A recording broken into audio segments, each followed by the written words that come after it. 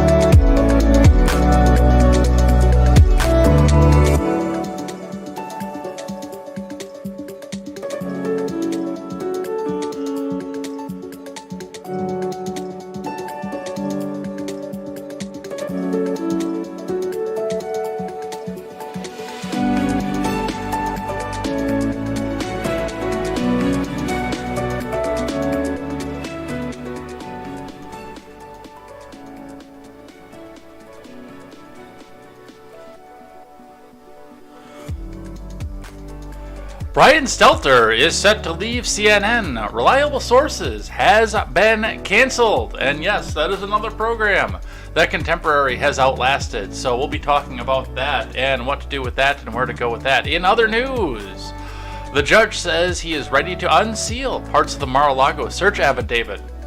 Not the full thing yet, but I think if we throw up a little bit of public pressure on him, we can maybe get the rest of it out there. Because, again, I want to see who was rooting around in the archives that were supposed to be locked behind a container. But we'll talk about that and where we go with that and what to do with that. Sam Harris got into the news again, and I admit that until yesterday I didn't know who Sam Harris was. I had heard the name, but I had no idea who he was, so we'll be talking about that. What he had to say about the left-wing conspiracy against Trump and where to go with that. And a school district in Wisconsin has banned pride flags and emails with pronouns in the signature. It is going to be all this and more. Welcome back to midterm season. I am Jay Edgar, and this is Contemporary.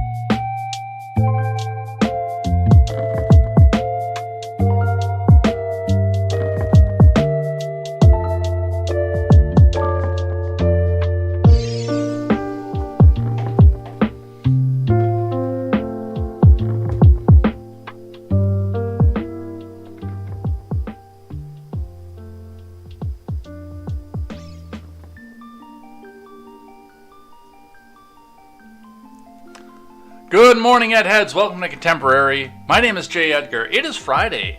And you know what that means? On Friday on this program, we cut the show earlier than we normally do.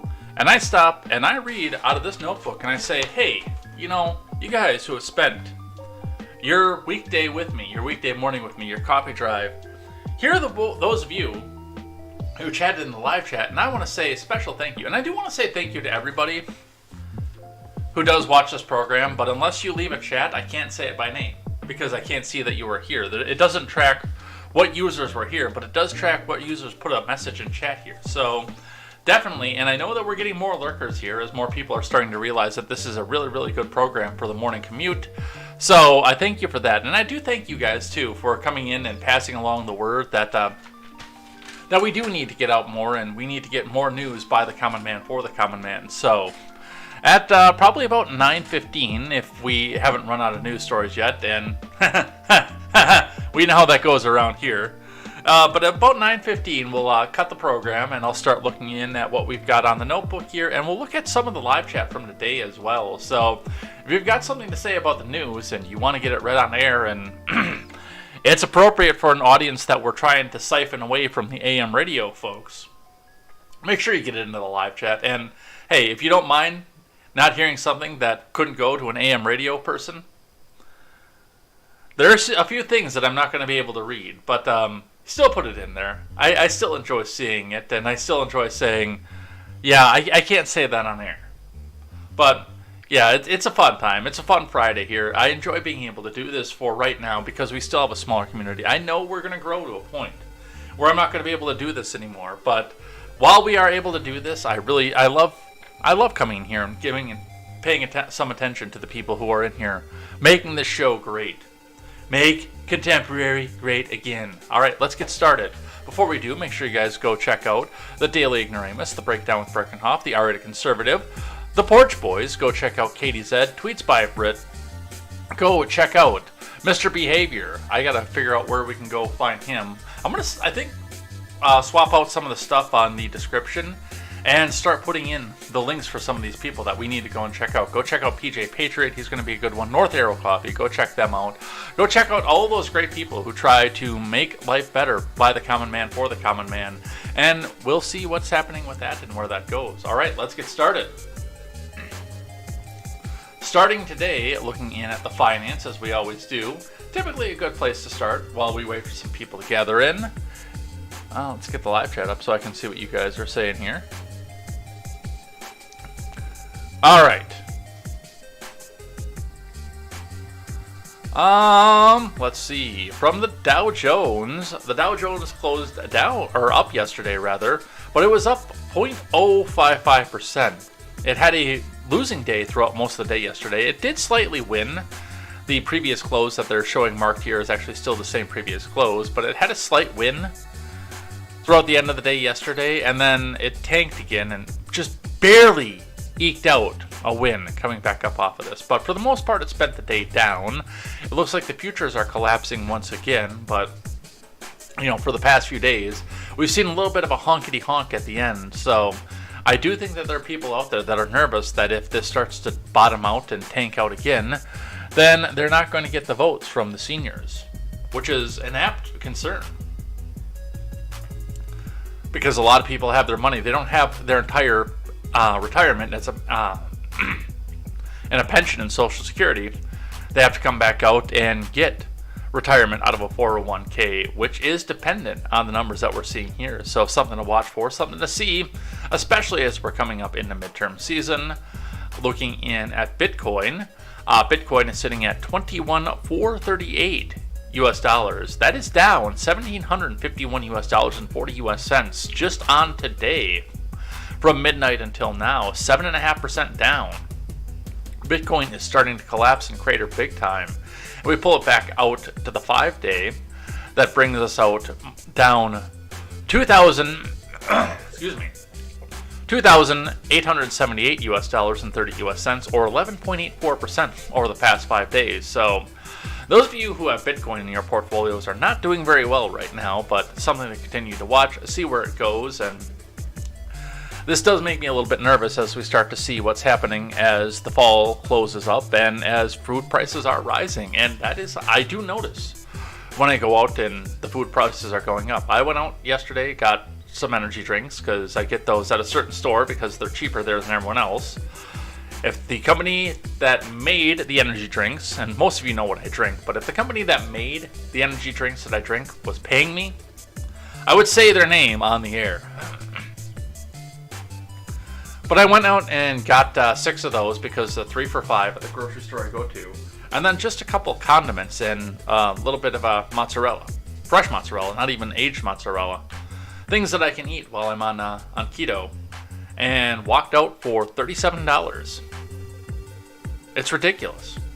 It is absolutely absurd what we're going through in the stores right now. But it's something to pay attention to as well. Although, I'm not going to lie and I'm not going to argue and say that there wasn't a mistake in my favor this time through. I reached down and I do get a higher protein peanut butter as a snack. And I eat it either on celery or with a spoon because no bread. It's a Skippy brand, but I reached down while I was putting stuff away and I picked up a 2-pound jar of Jif that I did not purchase. I don't know how it got in there. It's not on the receipt, but it was sure in the bag. So I'll have to eat it in a little bit more moderation than the protein-packed one, but that'll probably last me a while anyway. So that's what we see for that. And anyway, going in on the Bitcoin, yeah, groceries are outrageous. And people, as I've always said, this is the most liquid asset that you can have. It's the easiest one to turn around. You flip an app on your phone, you say, okay, here's what I need to sell off my Bitcoin, send it out to my PayPal. And then you got grocery money for a little while. So that's something to watch, something to pay attention to, and something to continue to monitor as the economy changes. Looking in at the gas. Well, we've had 339 crop back up, so maybe we'll start to see a little bit of relief coming at the pump again. But we are still holding steady most of the way through the Madison area at 341 to 349, so we're still in the 340 range. Gas is not going down every day for 50 days anymore. We'll continue to watch this and see what happens as the gas prices move. Let's see what IBD has to say.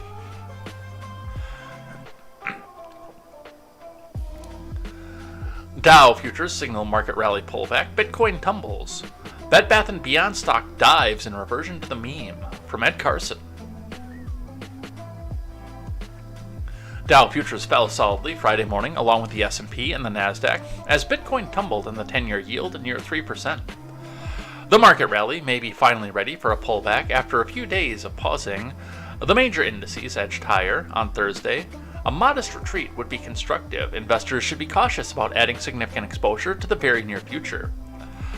BJ's Wholesaler, a Canadian solar, gapped out of bases on strong earnings as both hail from areas of market strength. Oh, of course. Well, we just did the Inflation Reduction Act. That means that government-sponsored no-bid contract solar is going to be huge right now. ExxonMobil flashed a buy signal in oil and gas stocks, continue to lead with energy prices rising. Vertex Pharmaceuticals is retreating, but it's possibly setting up a new buying opportunity. Yeah, that's a big pharma one too, so that's also going to be getting big pushback from the Inflation Production Bill.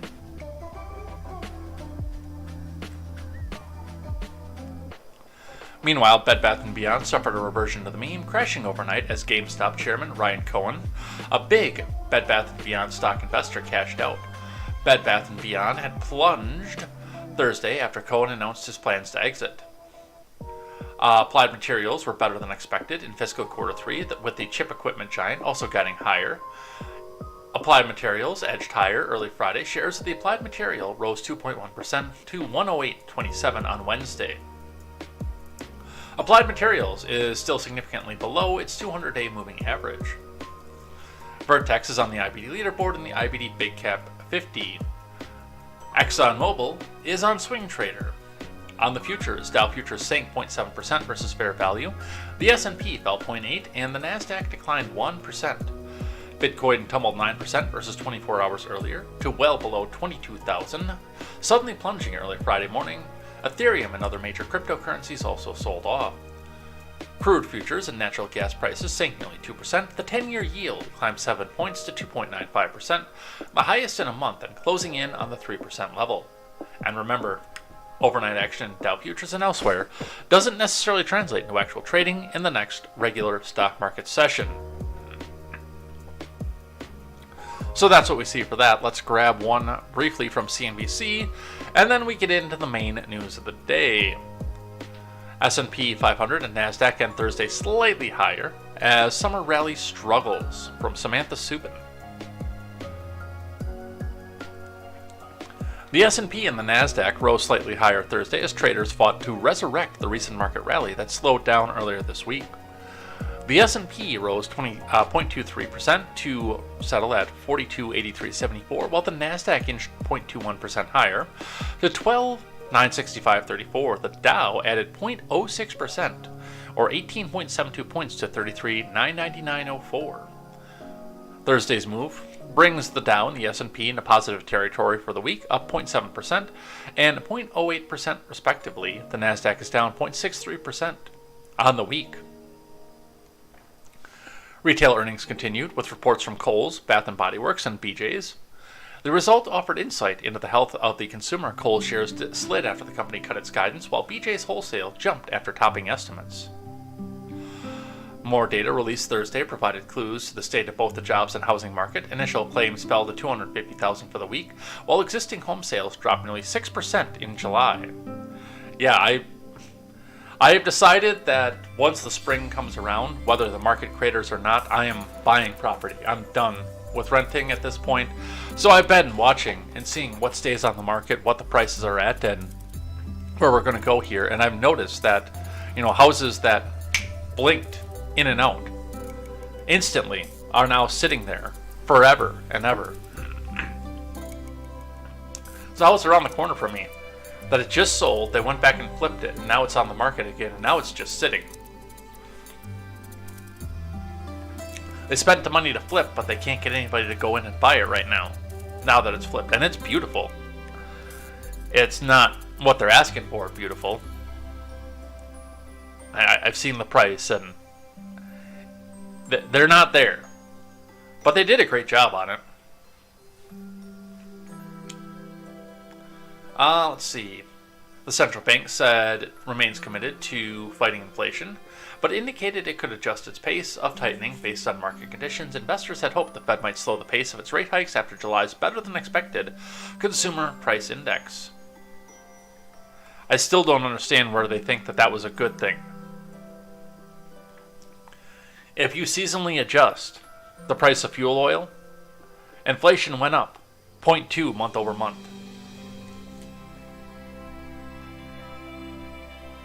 It's better than it was, but it's still not great.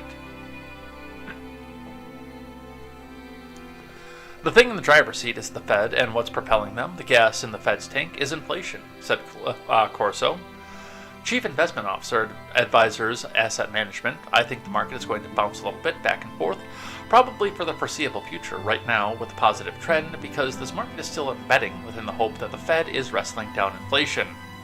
So, that's what we see coming up out of the markets. We'll see what happens, and I'm really, really, really interested to see what they do with the next rate hike. They're going to be hiking it again. And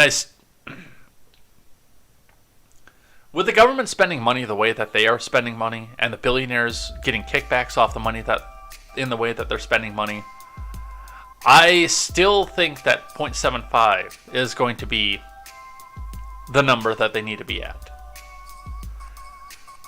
Now, if somebody would go slap the government and say, hey, stop spending, we could probably drop that to 0.25% or even back to zero and get more people into the market. But the government just can't stop spending money.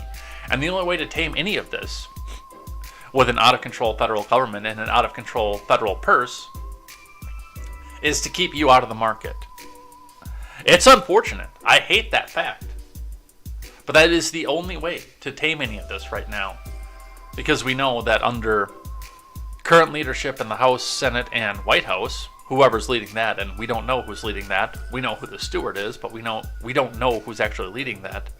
Under current leadership there, they're not going to stop the spending. It's just going to keep flowing and screaming out of control.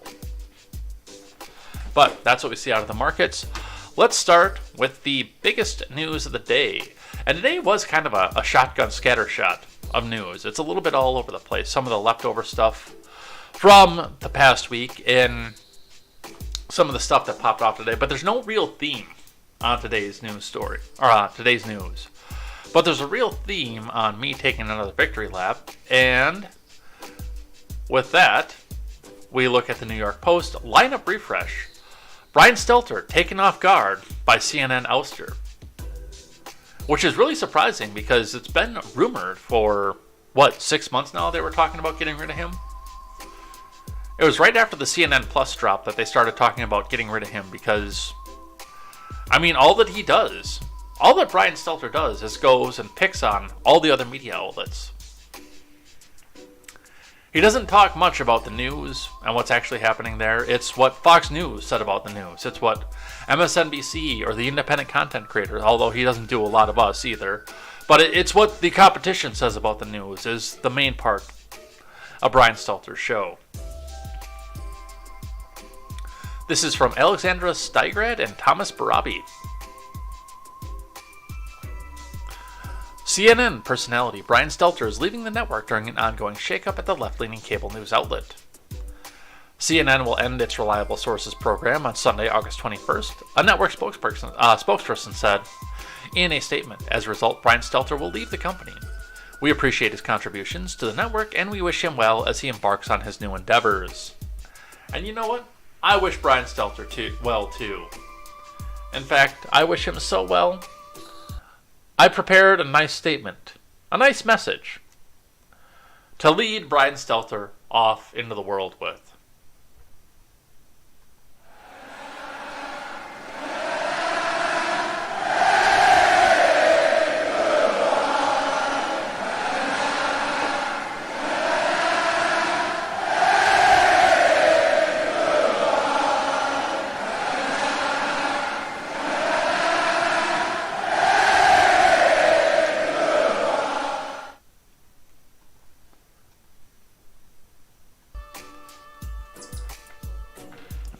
Reliable Sources was the longest-running show on CNN prior to Thursday's announcement. Stelter has anchored the program since 2013. Stelter, who is 36, by the way, confirmed his exit in a statement and said that he would provide more details when the final episode of the show airs on Sunday. 36-year-old Stelter. 38-year-old J. Edgar. Which I understand, yeah, we're getting a little bit on the top there. It's happening. 36-year-old Stelter. 38-year-old me. 36-year-old Stelter. 38-year-old J. Edgar.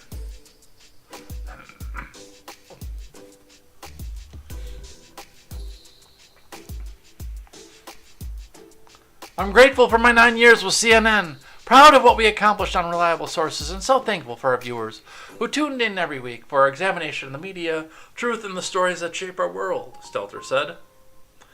It was a rare privilege to lead a weekly show focused on the press at the time when it's never been more consequential. I'll have more to say on Sunday. Well, and that's the problem, is that was what it was that you did. You weren't coming out here and telling us what was happening and what's hitting our wallets, what's happening with our mortgages, what's happening to our retirement accounts, or why many of us are still sitting here not trying to go out and seek out the jobs that are there, or why so many of us had to go and take 2 jobs. You weren't telling us any of that. You were telling us what Fox News had to say. And if I wanted to know what Fox News had to say, I'd go watch Fox News. I don't need you, Brian Stelter, to tell me that. I want to know why the economy sucks and why so many people are trying to gaslight me and tell me that it doesn't. I want to know why home values are plummeting. I want to know why inflation is 8.5%. year over year. Not what Sean Hannity said last night. And why you're outraged about it.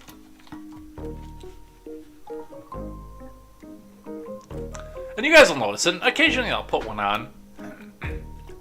If there's like a really bad take by a news personality, but typically when I do talk about what somebody else said about a situation, it's a government official. I do occasionally throw one on from people like Stelter or something like that. But I do, as a rule, try to avoid it. If it's really, really bad, I'll put it on for my show. But again, I know that you guys are coming here because you don't want to go and watch the CNNs of the world, the Brian Stelters of the world, the Sean Hannitys of the world. If you did, you'd go watch them directly.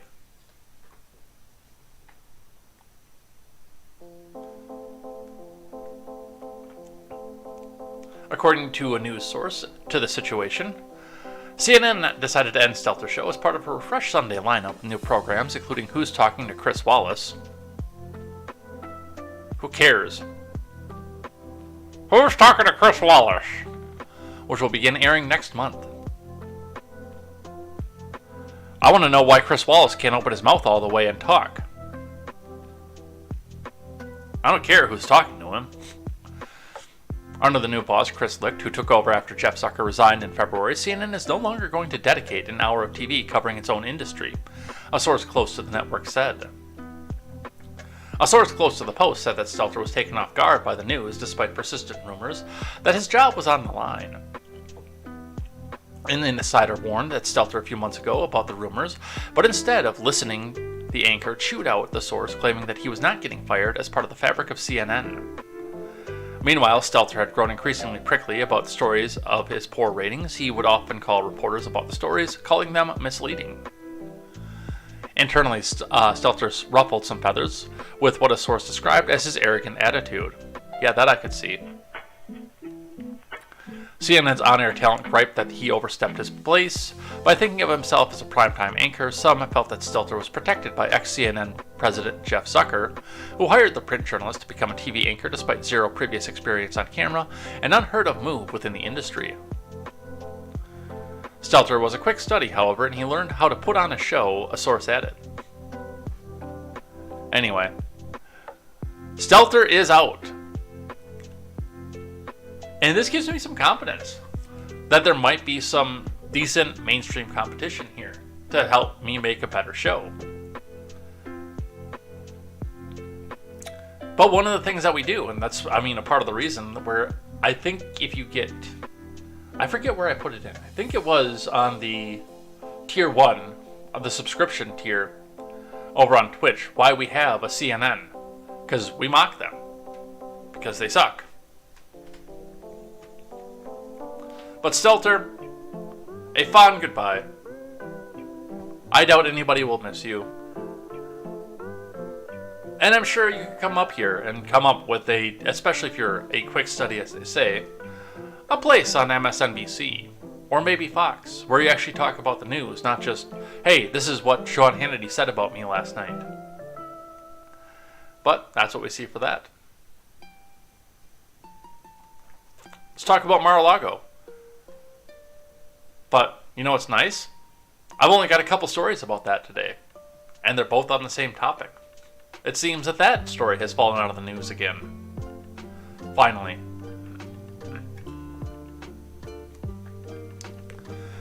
Judge says he's inclined to unseal parts of Mar-a-Lago search affidavit, orders government to submit redactions.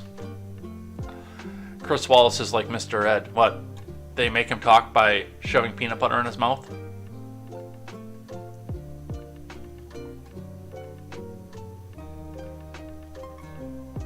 More homebuyers back out of deals. This is apparently happening in Wisconsin because I see the Green Bay Packer hat. Anyway. From Mark Caputo, Dara Gregorian, and Rebecca Shabad. A federal judge on Thursday said he's inclined to unseal at least some of the probable cause affidavit used to secure the search of the former President Trump's Florida estate and ordered the government to submit proposed redactions. To hell with redactions. On my initial careful review, there are portions of it that can be unsealed, Magistrate Judge Bruce Reinhart said after hearing where a top government lawyer contended the document's release could jeopardize an investigation that's still in its early stages. Look, here's reality. If your investigation is still in the early stages and you went right to raid a former president's home, you did things a little bit out of order. And it really does make it look like this was a complete witch hunt. I mean, even under drug dealers, moonshine dealers, money launderers, banksters, prostitution rings, you don't typically start with the raid to the home. That's usually the last thing that you do.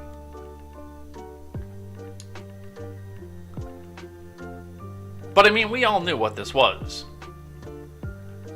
It's both a midterm strategy to make it look like evil Donald Trump is hiding things and he's putting his Russian assets into their places to make sure that they come in and do his bidding. Number one. And number two,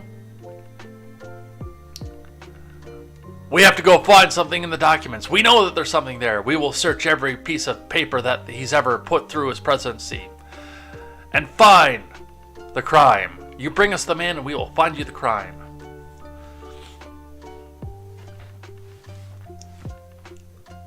In a written ruling after the hearing, Reinhart said, I find that on the present record and the government has not yet met its burden of showing the entire affidavit should remain sealed.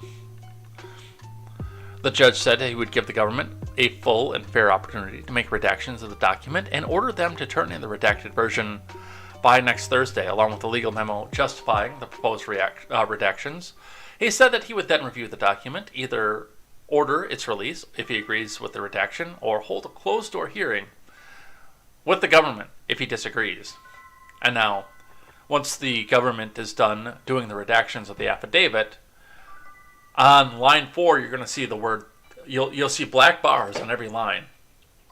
And on line 4 you're going to see the word the. On line 7, you're going to see the word and. And on line 12, you're going to see the word or. And everything else is going to be blacked out. That'll be the redactions.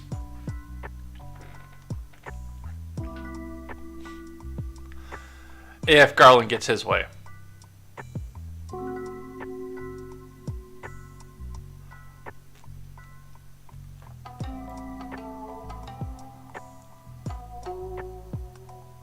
He said he would review the document and either order its release if he agrees with the redaction or hold a closed-door hearing with the government if he disagrees.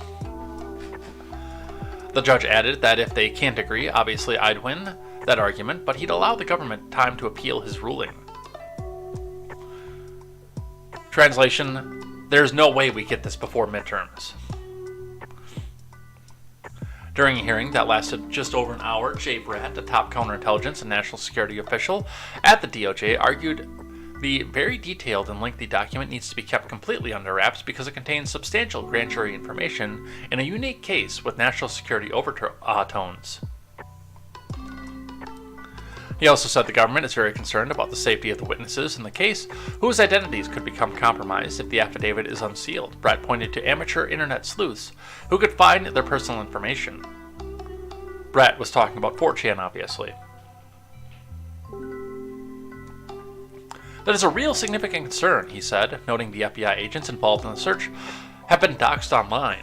He also noted in last week's nail gun attack at the Cincinnati FBI building by a Trump supporter who was outraged at the search. Yes, the totally legitimate attack on the FBI by a person with a nail gun who had an AR strapped over his shoulder. That totally legitimate, totally absolutely happened attack.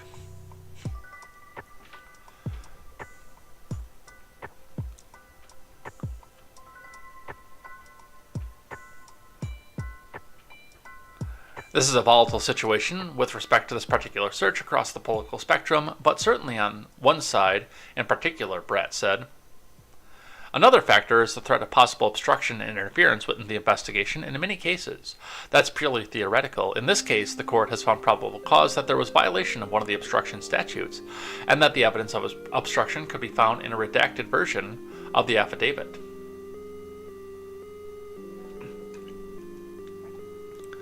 Charles Tobin, one of the lawyers for the media organizations arguing for the document to be unsealed, said the search warrant being executed at a former president's home is a matter of tremendous public interest and the affidavit should be unsealed. He called it one of the most significant law enforcement events in the nation's history. Really honestly, when I look at this, when I look at a situation like this, I see, especially with the government trying so hard to keep this down, under wraps and not be seen, is what I've said from the beginning. I don't think that they planted anything yet. I think that it's possible in the future. What I think they did, and what I think that they're doing right now, is they're digging and they're searching. They don't know what crime they're going to come back out and charge with, because they haven't looked through all the documents yet. They've been doing that for 9 days. They just went in, especially when they had broad scope to take everything that had to do with Trump's presidency from January 20th, 2017 on until January 20th, 2021. Is that they don't know what crime they're going to bring forward yet. They talk about the Espionage Act and they talk about things like that. They throw a lot of bluster, but they have no idea what they're going to do yet. They're just out there digging, searching, hoping, and praying that there's something in the boxes that they can use to nail him with.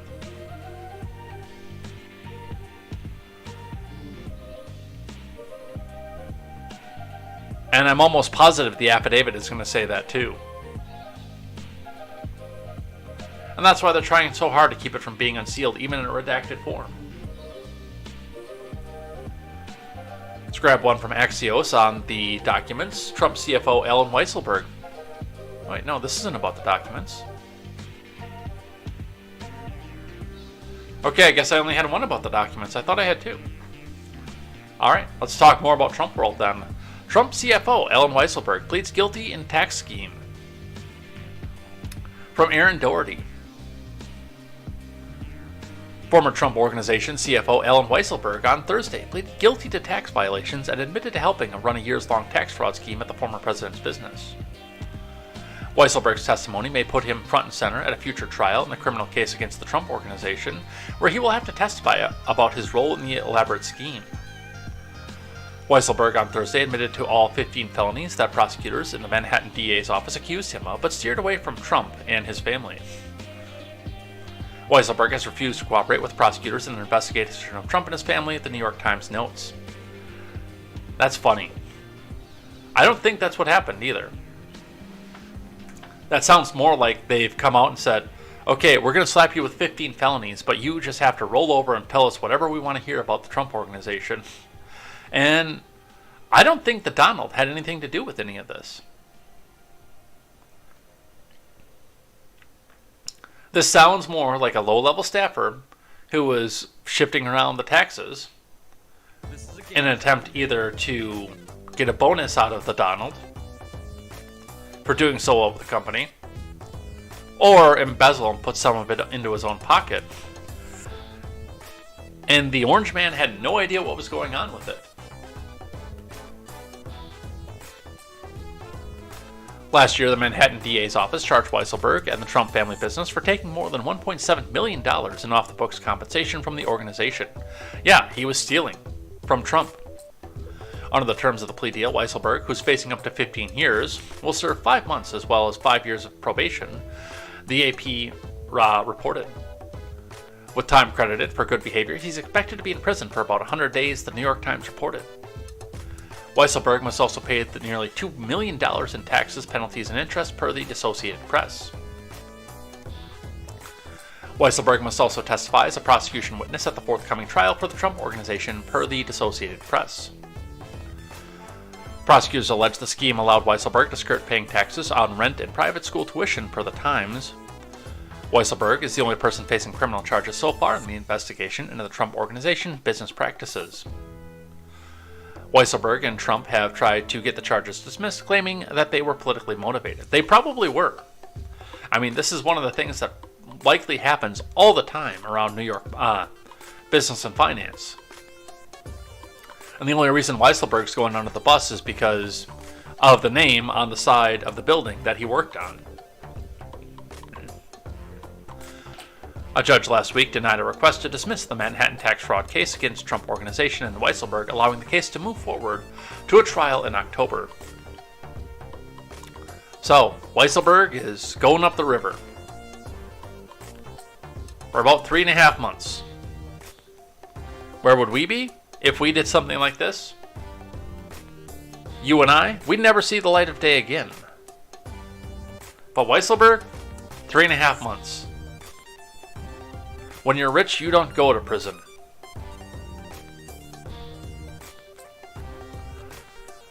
A little bit of foreign news for us. U.S. announces trade talks with Taiwan, and China immediately shows its wrath. And meanwhile, whoever's pulling Biden's strings is looking out at China saying, come on, just bomb somebody American. Just do it. We need to go to war. We need to go to war before midterms. No author given. The U.S. government will hold trade talks with Taiwan and a sign of support for its island democracy that China claims as its own territory, prompting Beijing to warn Thursday it would take action if necessary to safeguard its sovereignty. The announcement of trade talks comes after Beijing fired missiles into the sea to intimidate Taiwan after U.S. House Speaker Pelosi this month became the highest-ranking American official to visit the island in 25 years. Xi Jinping's government criticized the planned talks as a violation of its stance that Taiwan has no right to foreign relations. It warned Washington not to encourage the island to try to make its de facto independence permanent, a step Beijing says it will lead to war. China firmly opposes this. Ministry of Commerce spokesperson Xu Zhueteng said she called on Washington to fully respect China's core interests. Also, Thursday, Taiwan's military held a drill with missiles and cannons simulating a response to a Chinese missile attack. Taiwan and China split in 1949 after a civil war and had no official relations but are bound by billions of dollars of trade and investment. The island never has been a part of the People's Republic of China, but the ruling Communist Party says it's obliged to unite with the mainland by force if necessary. President Biden's coordinator for the Indo-Pacific region, Kurt Campbell, said last week that trade talks would deepen our ties with Taiwan, but stressed policy wasn't changing. The U.S. has no diplomatic relations with Taiwan. It's the ninth largest trading partner, but maintains extensive informal ties. They're goading. And furthermore, I don't know what happened before Russia started lining up tanks on the border of Ukraine. But I really feel like that was goaded into too. Like, come on, man. Come on in here and do something. Show us what you're made of, Russia.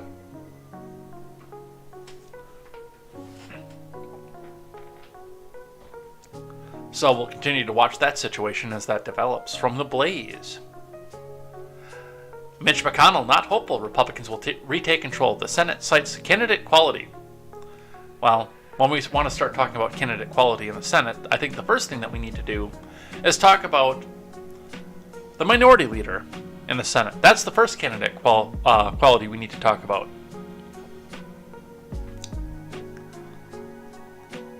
From Chris Enlow.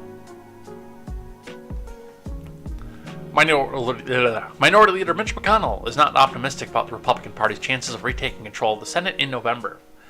I'm going to say it's going to be a hard-fought one to go.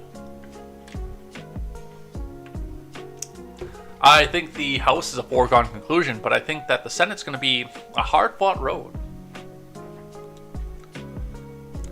McConnell suggested Thursday he believes the GOP will have a difficult time flipping the Senate, citing candidate quality. I think there's probably a greater likelihood of the House flips than the Senate. Senate races are just different. They're statewide. Candidate quality has a lot to do with the outcome, McConnell said. While it's not exactly clear what McConnell's candidate quality remark means, it most likely refers to various Republican nominees who may have a difficult time winning their elections. For example, many Republicans whom former President Trump endorsed, J.D. Vance in Ohio, Blake Masters in Arizona, Herschel Walker in Georgia, and Mehmet Oz in Pennsylvania are struggling in the polls if they lose their races. It will be difficult for Republicans to flip enough Senate seats to retake control of the Senate. I don't think that Vance is doing as bad as people say they are, and I know in my state we'll be talking about that a little bit more, but Johnson is within striking distance of Barnes. And typically especially in Wisconsin, polls nationwide are typically 5% in favor of Democrats no matter what. So if you're within 5 points, your Democrat needs to be sweating. In Wisconsin, it's even worse than that. I would say it's closer to 8 to 9% in favor of whoever the Democrat is, because they typically only poll Madison and Milwaukee. They throw lip service out to like Kenosha, Green Bay, etc. They pay no attention to the farm community around the rest of the state. And it is typically Madison and Milwaukee are the only two places they pay attention to.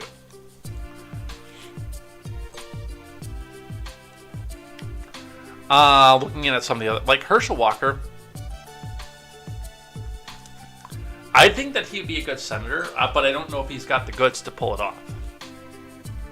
He's got no political experience. He's not a great public speaker.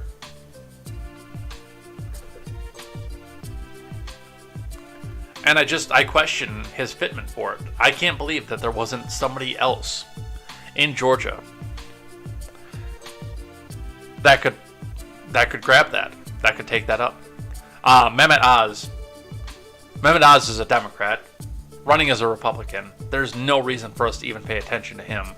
That seat is a foregone conclusion. In light of their struggles, McConnell predicted earlier this month the race for control of the Senate will be very tight.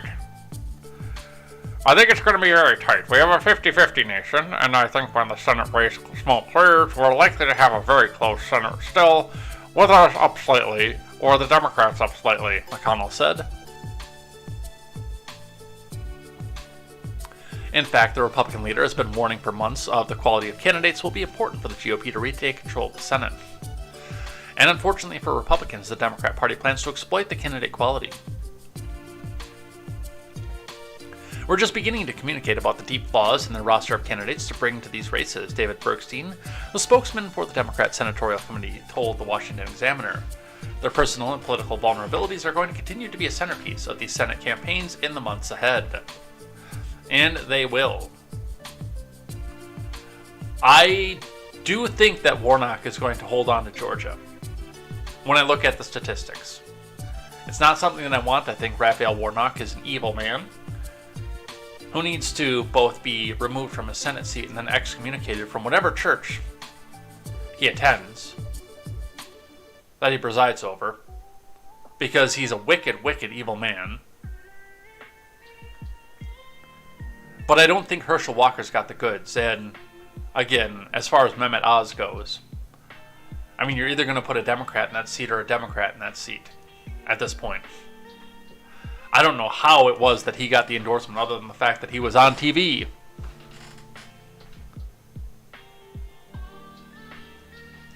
But we'll watch that. It's midterm season, so that's going to be front and center.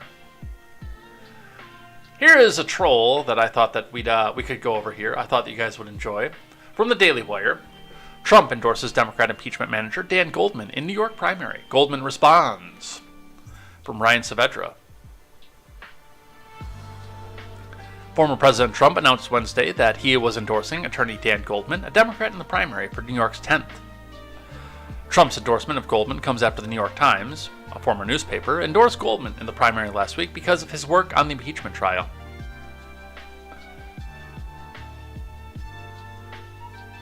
Lawyer Dan Goldman is running for Congress, New York 10, great New York 10, and it's my great honor to strongly endorse him, Trump said. I do this not because of the fact that he headed up the impeachment committee and lost, and a great and beautiful loss, but because he was honorable, fair, and highly intelligent. While it was my honor to beat him, and beat him badly, Dan Goldman has a wonderful future ahead. He'll be very compassionate and compromising to those within the Republican Party, and will do everything possible to make sure they have a fair chance at winning against the radical left Democrats, who he knows are destroying our country. I would like to thank Dan for fighting so hard for America, and for working so tirelessly to stop Trump. It was not easy to beat, but winning against him made me realize just how very talented I am.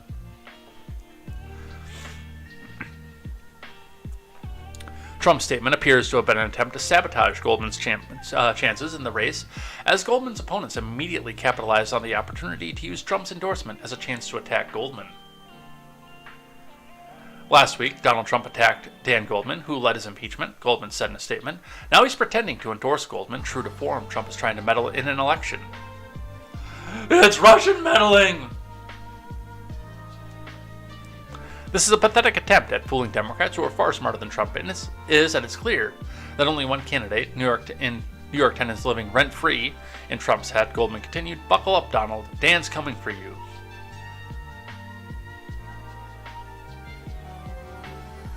Interesting. I think it's funny. Go on, go run. I want you to win. Honorable and respectable. Hey, leftoids. This is me, Donald Trump, endorsing this candidate. Doesn't that make you love him? Makes me love him.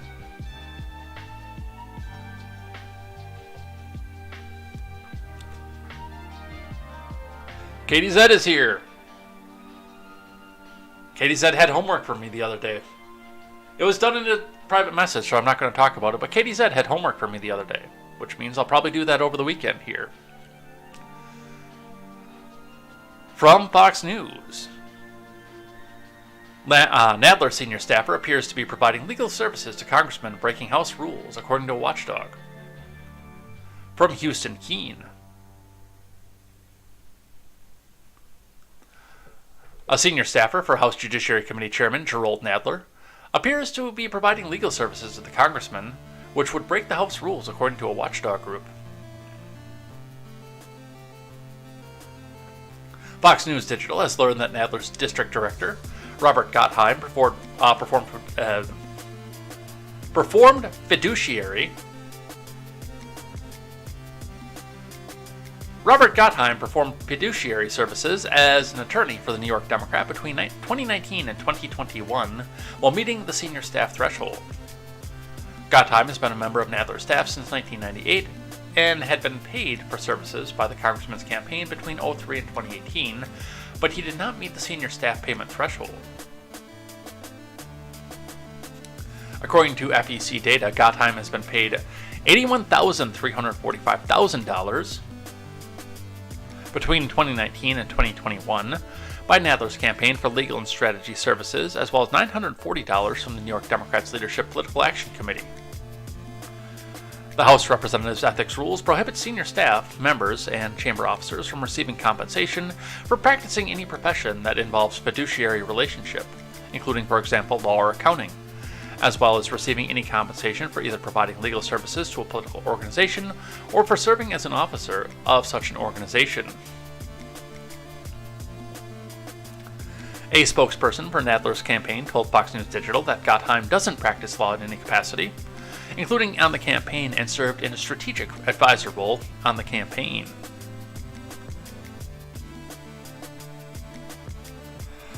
Well, if I hadn't collapsed on the on my little trip down there and realized that I needed a day to just do nothing, I would have loved to see that Appalachian Trail, by the way. When you're up here sometime, we got to go find the Ice Age Trail as well. I've heard of the Appalachian Trail, I've just never walked it.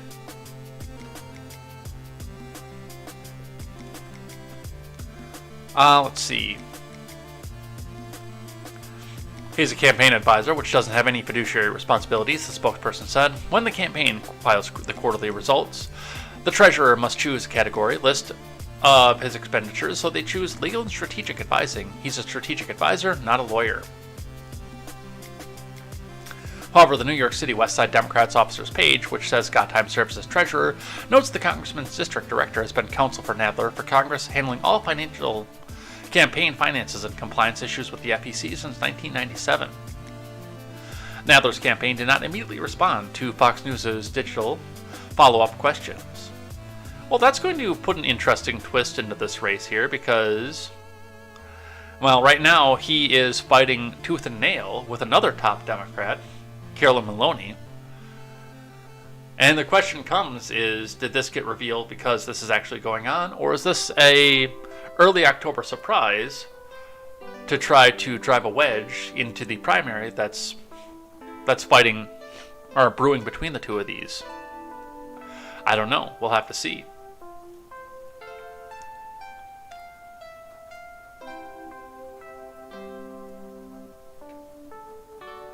From KTLA 5. Speaking of public officials, effort to recall LA District Attorney George Gascon fails to make the ballot. From Mark Sternfield. Yeah, I don't know that it's as easy to go back and recall a person that you don't like in Los Angeles as it is in San Francisco. I think there's a lot more honk-honk that goes on there.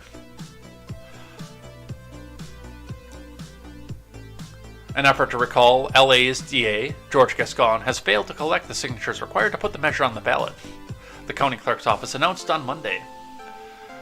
Supporters submitted 715,833 signatures, of which 520,050 were determined to be valid. The LA County Registrar Recorder County Clerk said in a news release. Nearly 200,000 were rejected. To qualify the recall for the ballot, the petition required 566,857 valid signatures. And I'm sure that they were going down there with a microscope on all these signatures because this wasn't a Republican that was involved, and they were looking like, oh, well, we see the signature that this guy has on his voter registration, and the loop in the L on the petition signature, that's just a little bit bigger. We've got to reject this one. I'm sure we got a lot of that. Gascon was elected in 2020 on a pledge to reform the country's criminal justice system. Since he took office, juveniles are no longer being charged as adults. Sentencing enhancements that he says lead to mass incarceration have been eliminated, and cash bail for nonviolent felony offenses has ended. Misdemeanors associated with substance abuse and mental illness are also being diverted out of the criminal justice system. Well, that last one I'm actually in favor of. Because nobody should be in jail for smoking a bowl.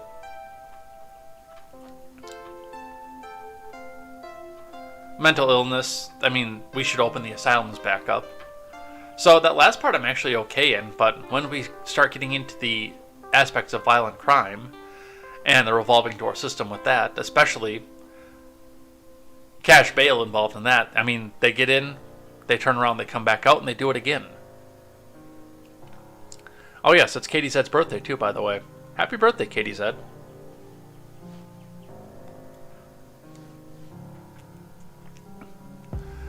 Recall organizers argue Gascon's policies favor defendants and have contributed to a rise in crime in LA County. Summary of the breakdown of the invalid signatures, according to the registrar, are not registered, 88,464.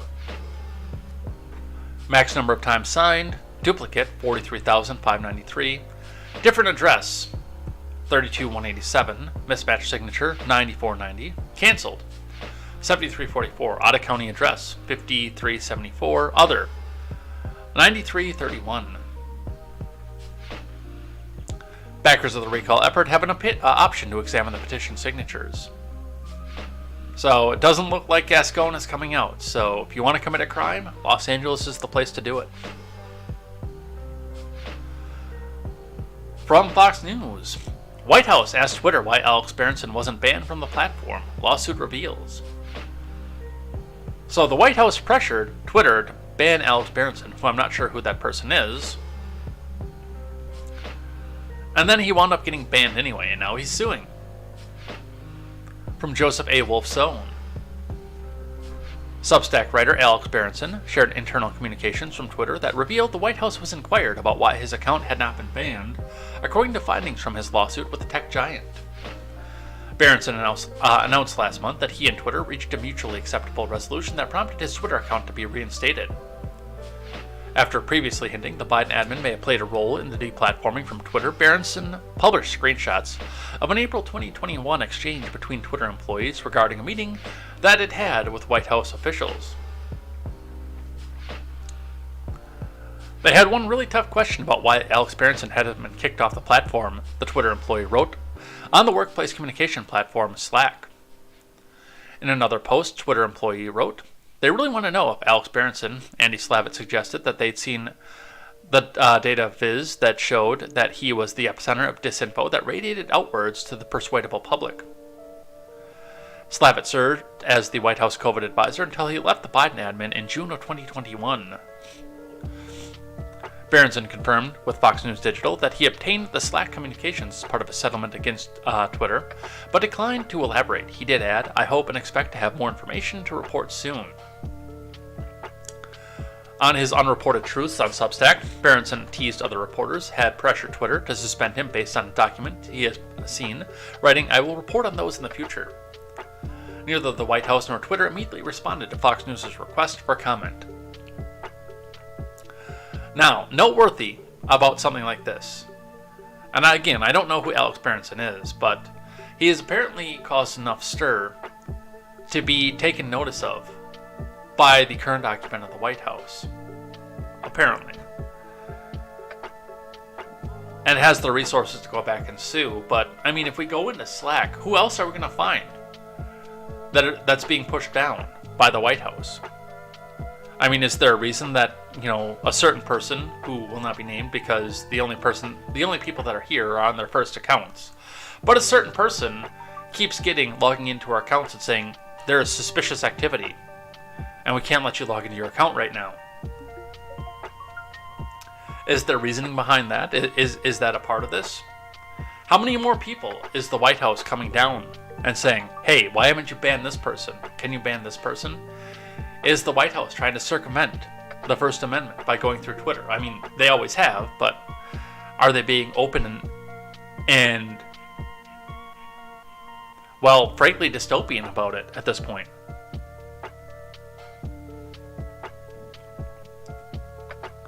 We will see.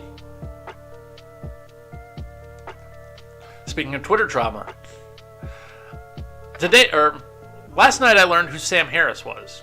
I'd heard the name, by the way, but I had no idea who he was. Yesterday, he admitted that he supported censoring the Hunter Biden laptop story because it helped Biden. So I want you to listen to this, and then we'll talk a little bit about what happened the Blades reported on this a little bit and what this means. And I will be learning a little bit more about Sam Harris because of this. Because, again, knew the name, had no idea who the dude was. Let's listen.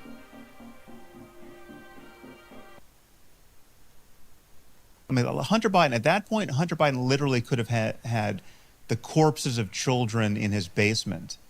I would not have cared, right? It's like, there's nothing. First of all, it's Hunter Biden, right? It's not Joe Biden. But even if whatever scope of Joe Biden's corruption is, like if we could just go down that rabbit hole endlessly and understand that he's getting kickbacks from Hunter Biden's deals in Ukraine or wherever else, right? Or China. It is infinitesimal compared to the corruption we know Trump is involved in. It's like a firefly to the sun, right? I mean, like there's just it doesn't even stack up against Trump University, right? Trump University as a story is worse than anything that could be in Hunter Biden's laptop, in my view, right? Now that doesn't answer the people who say it's still completely unfair to not have looked at the laptop in a timely way and to have shut down the New York Post's Twitter account. Like that's a left-wing conspiracy to deny the presidency to Donald Trump. Absolutely it was. Absolutely, right? But I think it was warranted, right? And again, it's a coin toss as to whether or not Sam, I'm sorry. That particular piece I'm really sorry. I was the one that said we should move on, but you've just said something I really struggle with there, which is the kids in the basement? Fuck the kids in the basement. I'm interested in democracy. You're saying you are content with a left-wing conspiracy to prevent somebody being democratically re-elected as president. Well, no, I'm content. Well, but the thing is, it's just not left-wing, right? So Liz Cheney is not left-wing, right? Liz Cheney is doing everything in her power. You're content with a conspiracy to prevent somebody being democratically elected. But there's nothing. Conspiracy. It's not. It was a conspiracy out in the open. But it doesn't matter if it was. It doesn't matter what part's conspiracy, what part's out in the open. I mean, I think it's like if people get together and talk about what should we do about this phenomenon. If there was an asteroid hurtling toward Earth, and we got in a room together with all of our friends and had a conversation about what we could do to deflect its course, right? Is that a conspiracy? Like some of By the way, yes, by the definition of the word conspiracy, yes, that is a conspiracy. You're conspiring together to come to a certain outcome. That is a conspiracy. So, this is literally the first time I've ever listened to Sam Harris talk, and I already know that he is dumber than a box of bricks. And it does make me wonder why he got so famous. Because that last little clip there shows that he is a moron beyond the scope of moronicism in general. As far as what he's talking about with this, my first question is do you know for sure that there's the corruption there? Because it seems like this is the most investigated human being in the world for the last 6 years. And they haven't been able to come up with anything. And yet, on the other side, the side that he is supporting, to do a little bit of whataboutism that so many people on Twitter hate when it goes against their narrative, but to do a little bit of whataboutism off of this. In a situation similar, where the FBI comes back and puts their finger on the scale and says, you know what, we're just not going to investigate the what's happening here with the laptop. No, it's just Russian disinformation. Oh, but it helped Biden, so we got rid of somebody who we know is corrupt by putting in somebody who is visibly corrupt.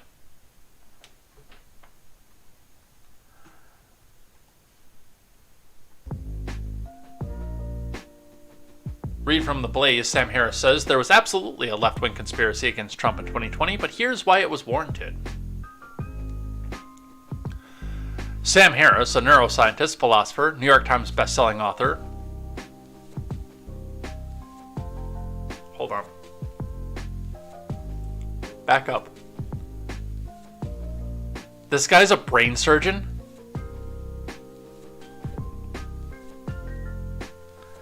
Guys, if you're with me, and I take a blow to the head somewhere, first off, organize amongst yourselves and figure out who's going to do contemporary up until I get out of the hospital if I do survive. Please do that, because we're treating it like a radio show, and again, make sure that the show goes on 7:30 every morning, Central Time, no matter what happens to me. But if I take a blow to the head somewhere and you are with me, and the only neurosurgeon that's available to save my life is Sam Harris, call my parents to tell them that I love them, because don't let that dude anywhere near my brain. If he has to ask the question, if people coming together in a room to save themselves from an asteroid is a conspiracy, yes, it's a conspiracy. That's the definition of the word.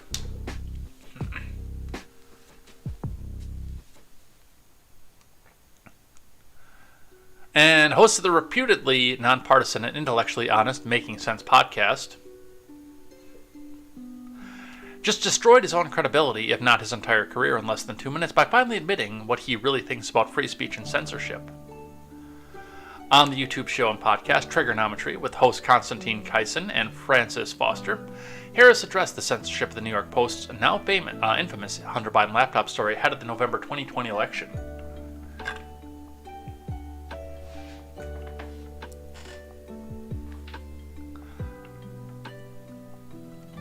Hunter Biden could have literally had the corpses of children in his basement. I would not have cared, Harris stated. Whatever the scope of Joe Biden's corruption is, getting kickbacks from Hunter's deal in Ukraine or China, it's infinitesimal compared to the corruption we know Donald Trump was involved in. Harris goes on to admit that suppressing the information found on Hunter's laptop until after the election was absolutely a left-wing conspiracy to deny President Trump, but argued that it was warranted. I'm sorry, but you've just said something I really struggle with there, Kissin interjected. You're saying that you're content with a left-wing conspiracy to prevent someone from being democratically reelected as president? It was a conspiracy out in the open, but it doesn't matter. What's part of the conspiracy? Harris responded. He went on to justify the election-influencing left-wing conspiracy by suggesting that President Trump was the equivalent of an asteroid hurtling towards Earth.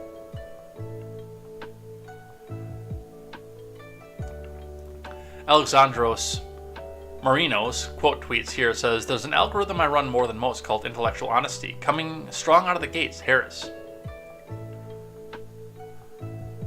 With a quote tweet that says, "Conversation is all we have. No, not with you, anti-vaxxer." Making sense of Sam Harris. Gunnar Prince says these are the very same people that scream about democracy, but yet they'll do anything to destroy the democratic process when they believe it's the right thing to do.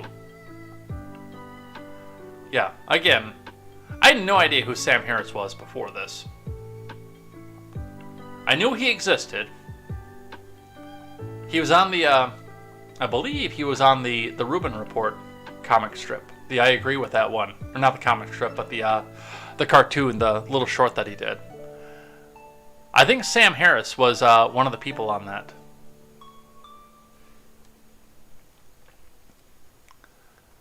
But regardless, no.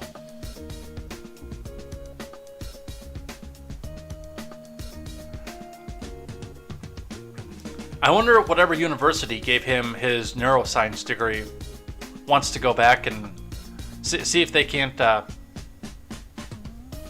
that one pulled back. From the Daily Wire. I'm for decriminalizing across the board. John Fetterman has repeatedly nodded to woke drug policy from Ben Ziesloft. And this article has all of the major influences of neoconservatives like Ben Shapiro. Before I read this, I want to say one thing to Republicans. You have a massive platform right now on states' rights. Because state regulation on Roe is actually very popular, it seems. Because different states have different needs for this based on the religiosity of some of the people in there. And yes, even red states can come in and say, yeah, we still think that 6 weeks is an acceptable time, so we're going to keep this in our Constitution. You have a massive platform on that. If you can message that right. You have a massive platform on the economy, the gas prices, the inflation. You have a massive platform on the judiciary, and if you're going to come down and try to reignite the drug war, because you think that you have this big mandate right now, you deserve to lose. But this is the direction they're going to go. The drug war failed, and you know it.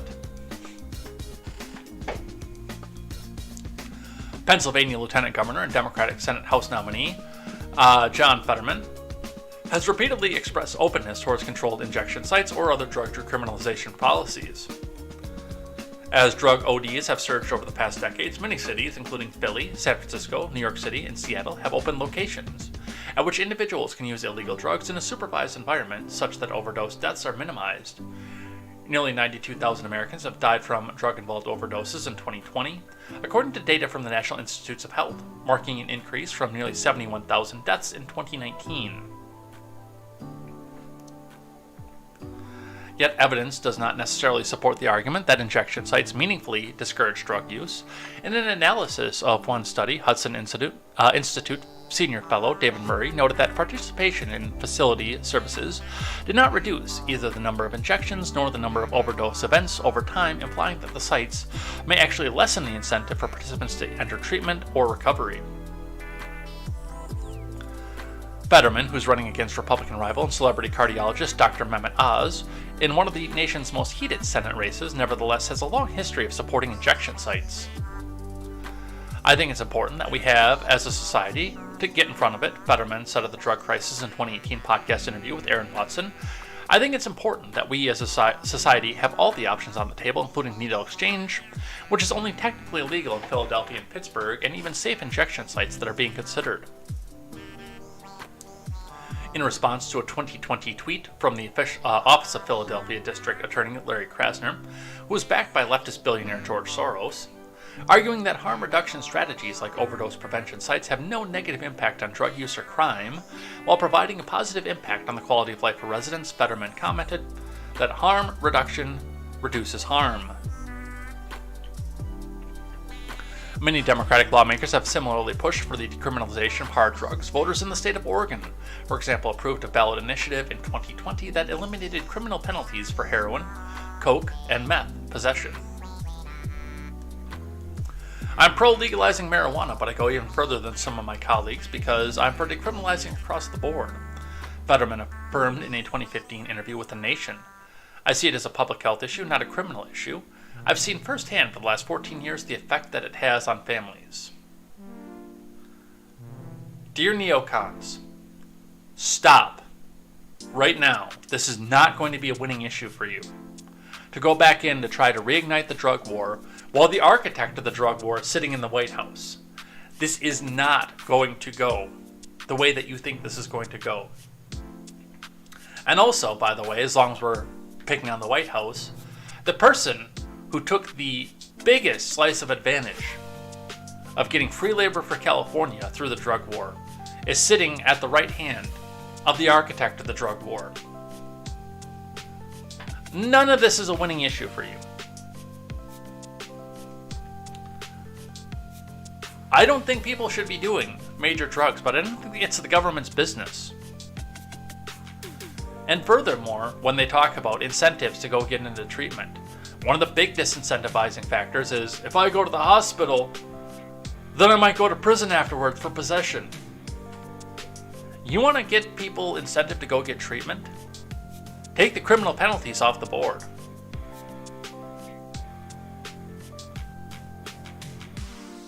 But this is not a winning issue for you in a time when you have a major mandate to go back and stick it to the Democrat Party. The neoconservative, religious Jesus wing of the Republican Party wants to come back in and tell us all how to live our lives once again. It's disgusting. I hate this.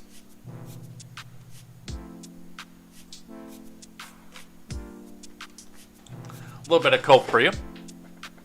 From the New York Times, a former newspaper. The op-ed column, as Andrew Klavan likes to call Knucklehead Row.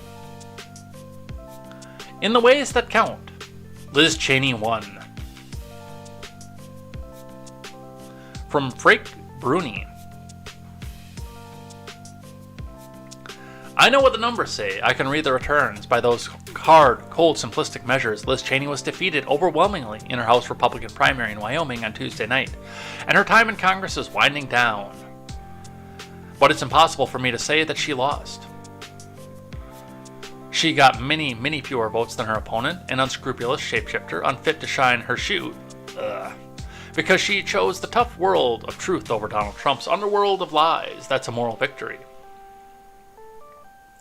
She was spurned by conservatives in Wyoming because she had the clear-eyed vision to see Trump for what he is, and unlike Mitch McConnell and Kevin McCarthy, whose titles perversely include the word leader, dude, Mitch McConnell is probably closer to Liz Cheney than anybody else in Congress right now. McCarthy is actually not that far behind.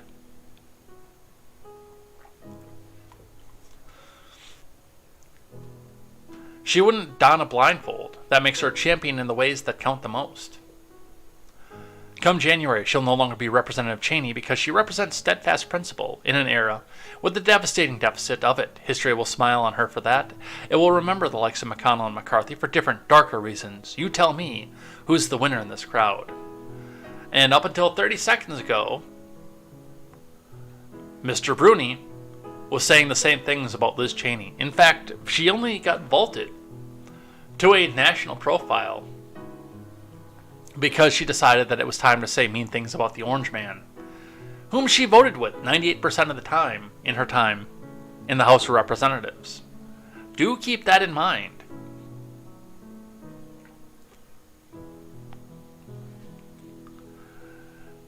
In the ways that count, Liz Cheney did not win. In the ways that count, she lost.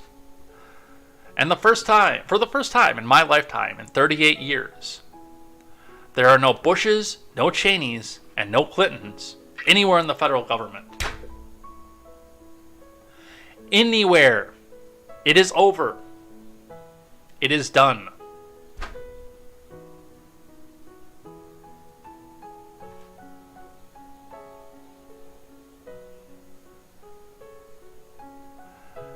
What else do we have? From the USA Today, a little bit of local news for me. Wisconsin School District bans staff from displaying pride flags, listing pronouns in email. Based. I was in the off-hours server yesterday when I found out about this. In fact, I did not find out about this from local sources. I found out about this from the leader of the off-hours server, and by the way, the person who helps do the server maintenance in our server. Grant was the one that asked me about this. He asked me about Kettle Moraine, which, by the way, the region that's colloquially known as Kettle Moraine is only like 15 miles to the east of me. The specific school district is actually quite a distance further away, but the region that's colloquially known as Kettle Moraine is very, very, very, very large.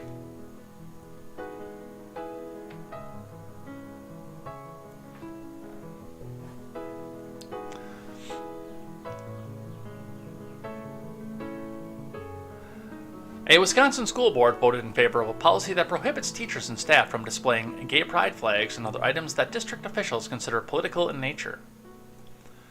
The Kettle Moraine School Board voted Tuesday to keep a code of conduct in place that the superintendent recently interpreted as forbidding district employees from displaying political or religious messages, including pride flags, BLM, and We Back the Badge signs. So this is actually going both directions, but in Wales, where the main school district headquarters is for the Kettle Moraine School District, the issue more likely resulted from a teacher putting a pride flag up or a BLM flag up than a back the badge sign. I think that was thrown in there for a consolation of, well, we got to take this both directions. So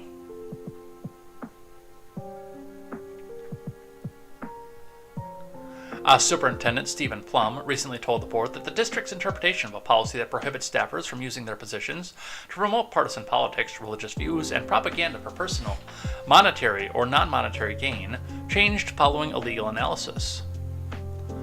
Jim Romanowski was the only board member to vote against the ban, saying he changed his mind about the policy after hearing from students and staff. We'll be talking about that in the WISN article that's next. It really looks like targeted attacks. Most of those who spoke at Tuesday's packed board meeting opposed the policy. The public comment period was capped at an hour despite a call from the crowd to extend it. And the ACLU of Wisconsin got into this too, by the way.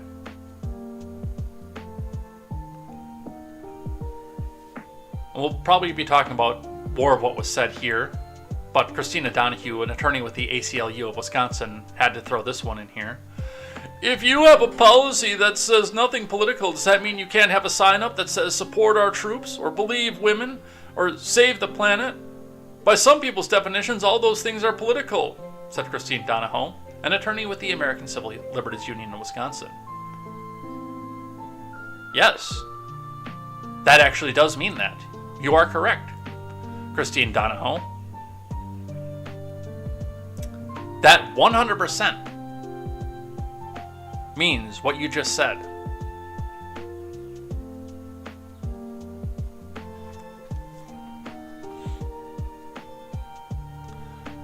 Donahoe said she's looking closely at the policy and a similar one approved last fall by the school district in nearby Waukesha.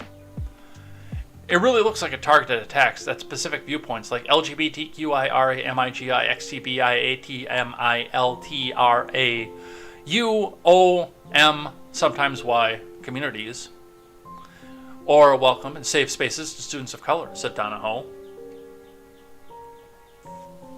More than 13,000 people have signed an online petition opposing the Kettle Moraine policy that was launched by two local high school students, Bethany Provan and Britt Farrar, who are probably looking at this and saying, I just want to learn about physics or U.S. history, which of course was written by the winners, but we'll walk away from that for just a second. Or how to read, or reading the American classics, which are also politicized at this point. We don't want to be inundated with political messaging or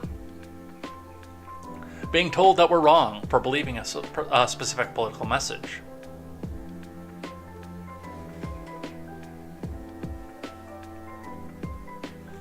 I think it's even more based that it's high school students that were the ones that launched this. That's awesome. Because typically when you're young, you're super liberal and you're taken in by all the flashy sloganeering of these left-wing causes.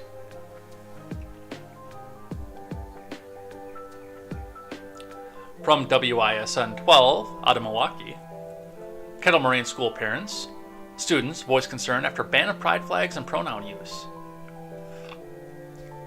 From Kristen Pierce,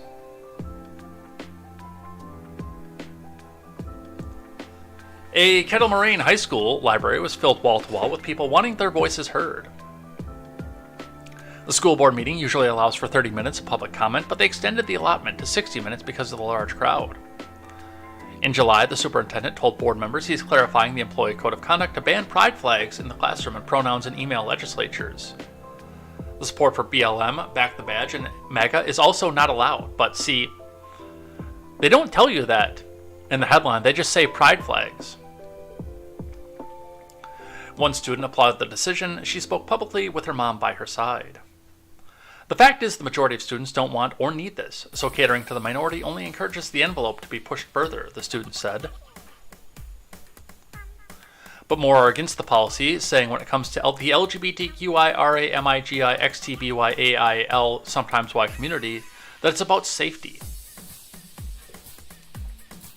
According to the CDC, nearly a quarter of high school students identifying as gay, lesbian, bisexual reported attempting suicide.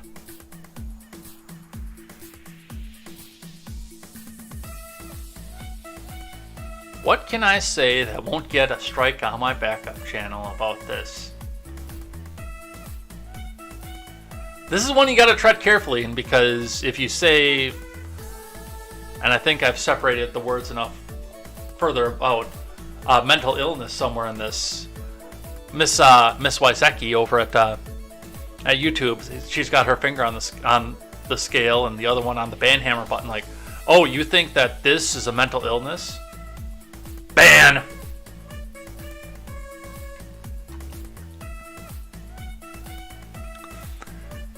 It's nearly 4 times higher than the rate reported among heterosexual students, the Trevor Project says. It's not because of sexual orientation, but because of how people in this group are mistreated and stigmatized in society. Dude, they're held up on a pedestal in society. That ridiculous skeleton that was planted in our governor's mansion by the teachers union. Put this flag up on the Capitol. Where are you stigmatized in this society?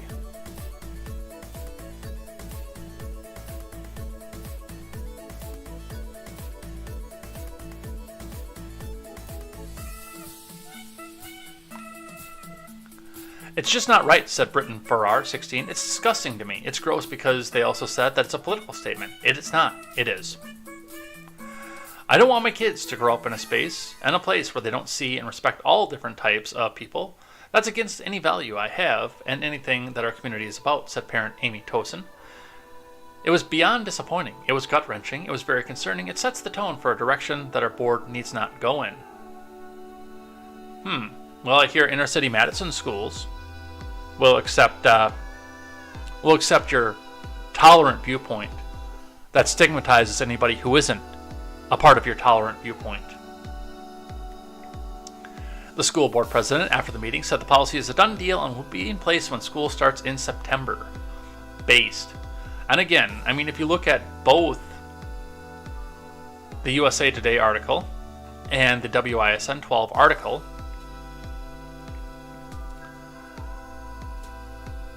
reading into the story, they say, back the badge, support our troops, MAGA. Those are all also banned, but what are they paying attention to? What do they want you outraged over? When you read the headline and you hit the clickbaity article and you see the advertisement over here and the other advertisement over here, and the advertisement, actually the ad blocker works pretty well for WISN, not so much for USA Today. When you click on these to get outraged and figure out what to be outraged about, all you see is the headline says, pride flags and pronoun use. They're putting the finger on the scale for the evil right-wingers. Spare me. Here's a funny one from 1130 WISN, also out of my state. Also dealing with stupid people in my state. Dan O'Donnell. Evers congratulates losing candidate on his election victory. Wisconsin Governor Tony Evers sent a heartfelt letter to Andrew Sigelski on his victory in Waukesha County board race. The only problem? Sigelski lost by over 30%. Daryl J. Enriquez defeated Sigelski 65-35 in April's race. For District 19 Waukesha County Supervisor, Enriquez nearly doubled Sigelski's vote total. Nonetheless, a little more than a week later, Evers sent Sigelski a congratulatory letter. Dear Andrew, Evers wrote, congratulations on your recent election as the Waukesha County Supervisor. A strong local government is the cornerstone of any great democracy. I can't imagine, after what the news media did in Waukesha, that any Democrat can get anywhere in Waukesha County right now. I'm a little surprised he got that much of the vote. I wanted to take this opportunity to acknowledge the hard work you put into your election and thank you for your dedication to serving your community and our great state. Evers then promised that his door is always open to working with Sigelski and provided contact information for his External Affairs Director. Once again, thank you for your service to your community and our state, and congratulations on your election, Evers concluded. I wish you the best of luck. Well, best of luck in finding a new job, anyway.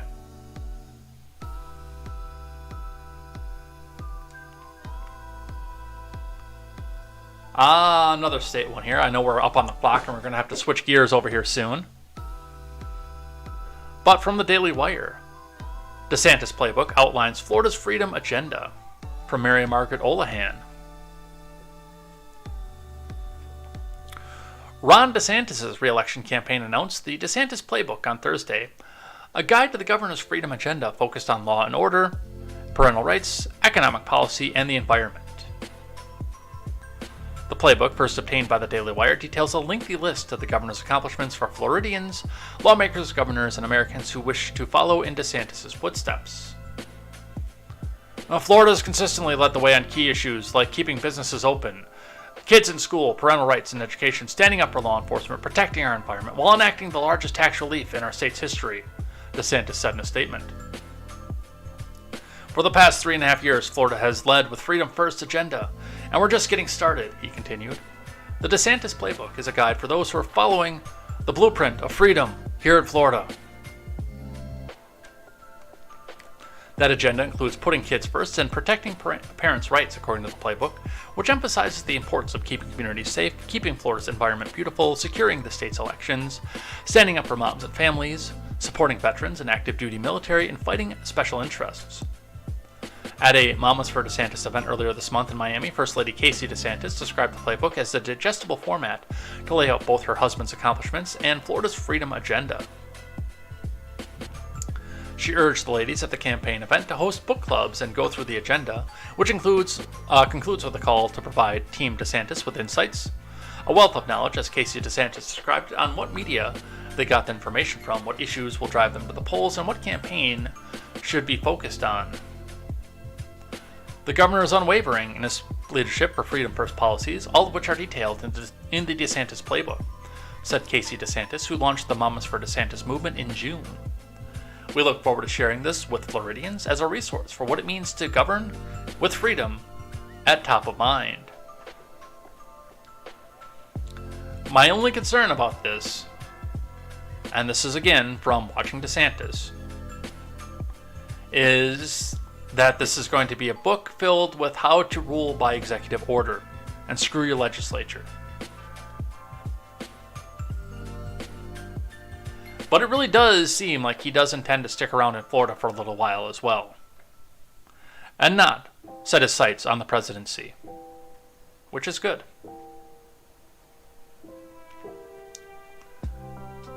We've got video here. Florida man. Watch. Florida man opens fire at gas station after fistfight. Pickup truck speeds away from shooting.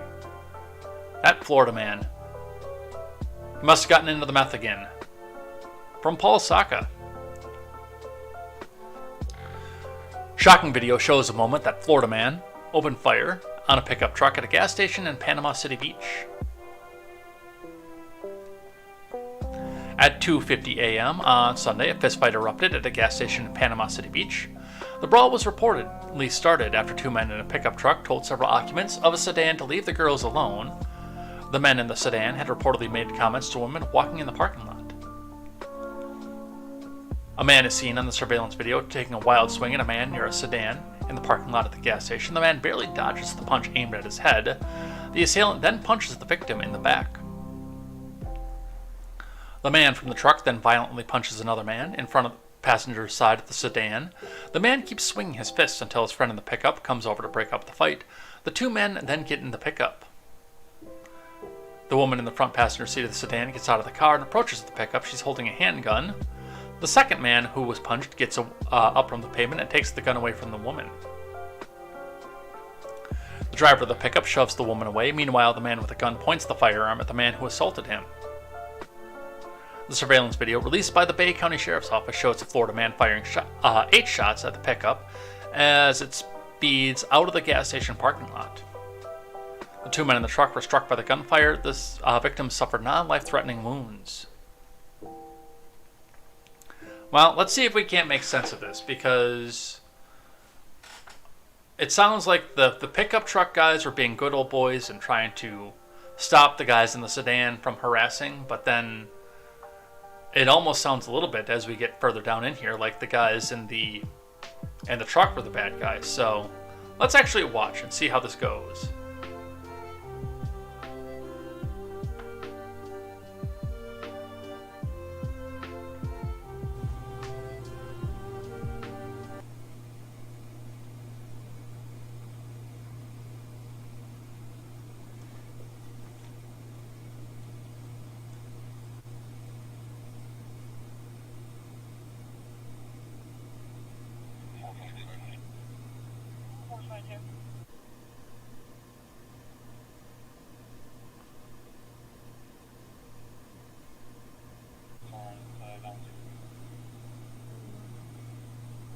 Oh, he's rolling coal, too.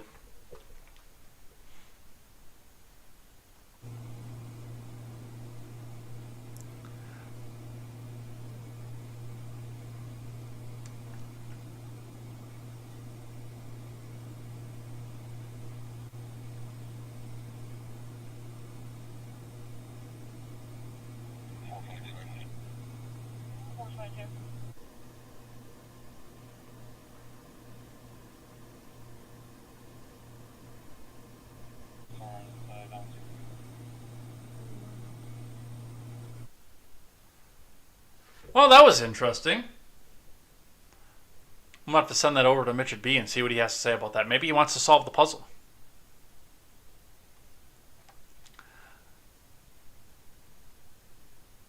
Yeah, that looks like a situation that nobody needed to be in. One of the things that I did note off of that is I don't know that that this would have escalated to the point if the pickup truck dude hadn't tried to go in through the driver's side and attack whoever was sitting in the passenger seat.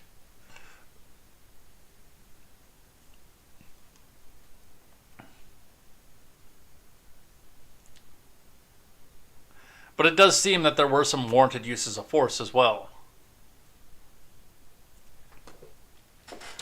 But that's what they have for that. Can we get away with one more? I think we can. We can do one more. Threats allegedly made to Boston Children's Hospital surrounding youth trans treatment sparks Department of Justice warning. Well, here's what I have to say. Threats allegedly made to Boston Children's Hospital surrounding the youth of trans treatment. Hold on. I think I have a picture of who's making the threats.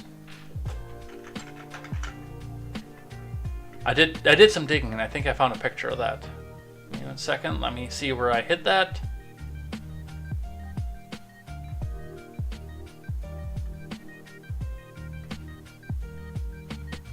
Come on, where are you?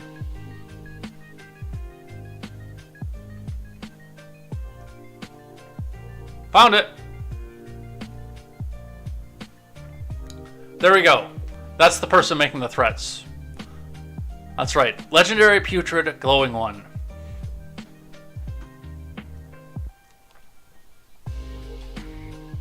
From Brandon Dre.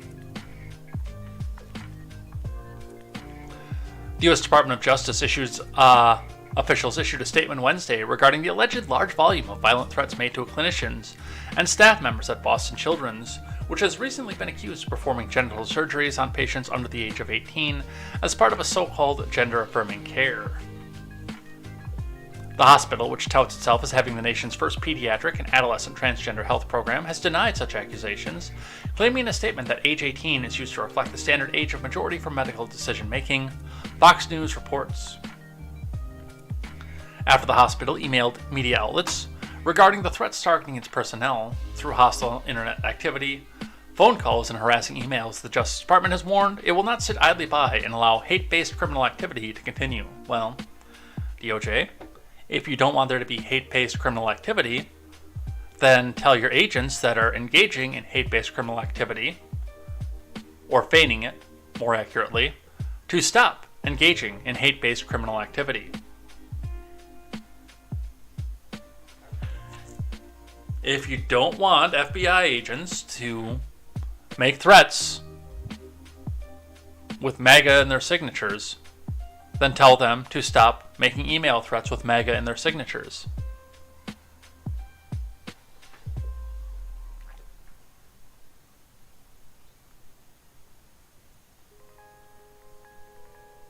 Today's news about the alleged threats directed at children's transgender health programs is disturbing to say the least, U.S. Attorney Rachel S. Rollins said in a statement. Children deserve an opportunity to thrive and grow as their own authentic selves, Rollins continued. Parents and guardians and healthcare providers who support them on that journey should be allowed to do so, free of threats and harassment. Rollins said the Justice Department would ensure equal protection of transgender people under the law.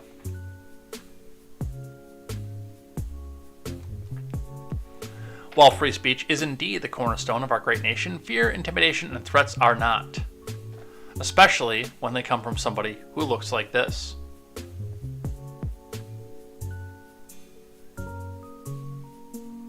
That's right. That's your perpetrator right there.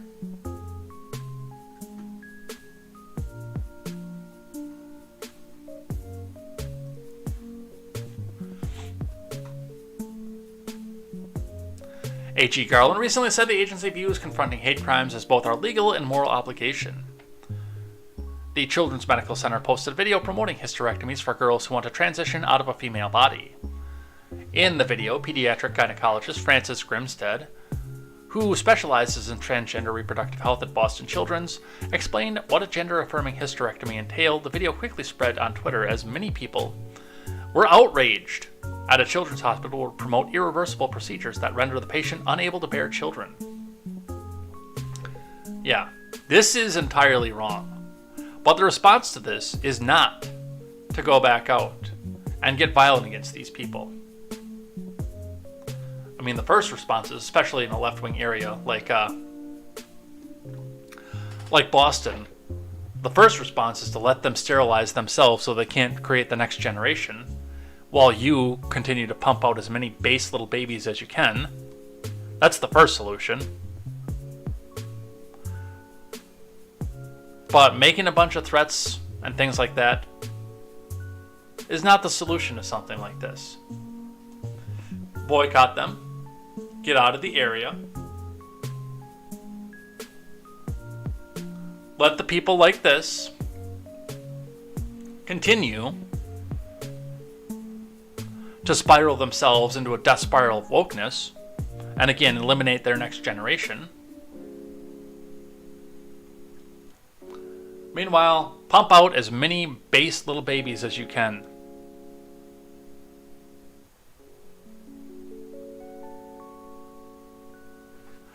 That's the way to solve something like this. I disavow all violence and violent threats, especially when they're coming from the government, the glowing one.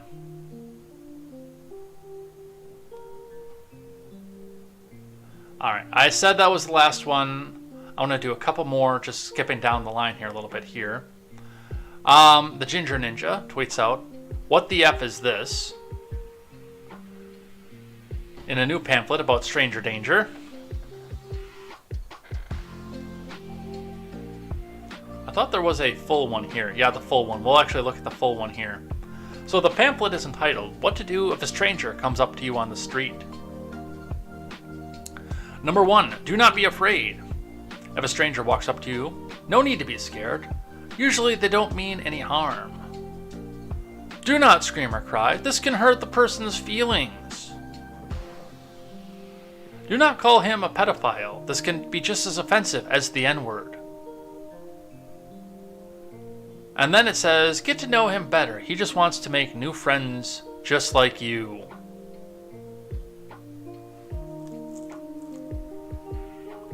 Apparently, the leaflet is from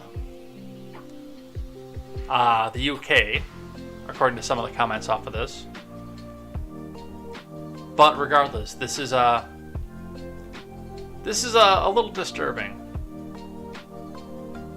And there's a fine line between stranger danger and completely isolating yourself. There's a very fine line between that. And something that most of us should pay attention to, but I mean, when it's involving kids, the default position should be stranger danger, especially if somebody's approaching them alone. Stranger danger. And the last one. From The Blaze, Alex Wagner's primetime MSNBC show goes off the rails when her teleprompter malfunctions minutes into her first night. From Carlos Garcia. The premiere of MSDNC's newest primetime show went awry after an apparent teleprompter malfunction on her first night. Host Alex Wagner paused and looked confused during her show, Alex Wagner Tonight, on Tuesday. I'm thrilled to be here and honored to have this hour every night, Tuesday through Friday, to spend with you, Wagner said at the start of her show. MSDNC gave Rachel Maddow's 9 p.m. time slot to Wagner after the relatively popular said she was limiting her television presence to tackle other projects. But let's not just talk about this, let's watch. Mike Singleton says the first handoff between Chris Hayes and Alex Wagner as she begins her new show taking over Rachel Maddow, then the technical gremlins begin and the teleprompter goes out. First time ever here in prime time. The premiere of Alex Wagner tonight starts right now. Good evening, Alex. Good evening, Chris Hayes. Wait, so the camera's shooting me here. I'm supposed to look to you over there? You're supposed to look to me over here. Look how close we are, America. Here we are. It all happens on one soundstage. This is incredibly exciting. We're going to be next to each other now. This is just the way we roll. This is just how we do it in this family. Exactly. It is. We've known each other. Do the people at home know I don't think they do. That we've known each other for 25 years. 25 years. We were children together. We were children together, and now we're gray-haired. We're all grown up. Television anchors. Look, Ma, we did it. No hands. I have to say, and I'm not just telling you this because you're a dear and longtime friend of mine, but I can't think of anyone better to do this than you, and I can't think of anyone better prepared to do it. I was seeing you in the first day that I had this show. I was a nervous wreck, and I was barely breathing, and my BPM was probably like 145 a minute. But you're a cool customer, and you're an incredible. You say that, and I'm going to pass out. I know. 1 minute. But no thank pressure. You for Don't saying screw that up. No. For the audience at home that may not know, this was an incredibly a brilliant choice by our bosses here. But also, I'm just so excited to watch you every night. Chris, I am excited and thrilled, and it feels so right that I get to take the reins from you, my friend, for so many years. I'm so honored to share the stage with you, and thank you for everything. All right, I'm going to go watch you now. Thank you, Chris. I am thrilled to be here and honored to have this hour every night, Tuesday through Fridays, to spend with you. Like most of you watching right now, I have been a longtime viewer of The Rachel Maddow Show, and I hope to live up to the incredibly high standard she has set in covering the stories of the day and bringing context to this moment that we are living through together. So with that, let's get started.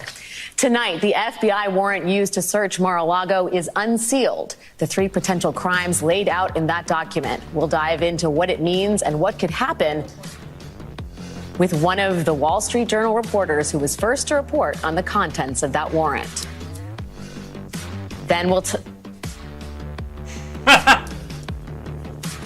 talk with we're going to go right. We are actually going to go right to the top story.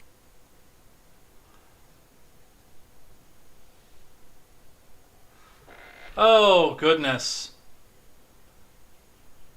I slip up every once in a while, too, myself, but I don't have a teleprompter. I make this up as I go, which you can tell. A lot of the times I've never read the article that we're reading, and I'm catching up to it for the first time with the rest of you, but, I mean, it was going very smooth. Like, these guys, it's not like Alex Wagner doesn't have talent. She can have a witty banter, and it doesn't appear that this was teleprompted. Like, these guys actually, these two knew each other, and they're clearly comfortable speaking, but now she has to run back out and depend on herself for, oh, well,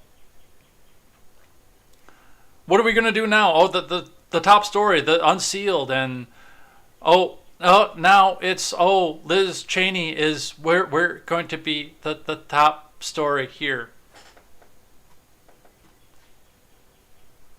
That was funny. I thought you guys would enjoy that. All right. It is time for live chat, which means we'll be looking through some of the things you guys have been saying today, but we'll also look through and say thank you to the people who chatted in the live chat throughout the week here.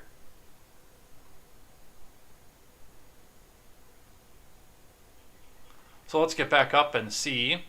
Now, it's kind of a slow day today, but that's fine. We have to have those every once in a while, too.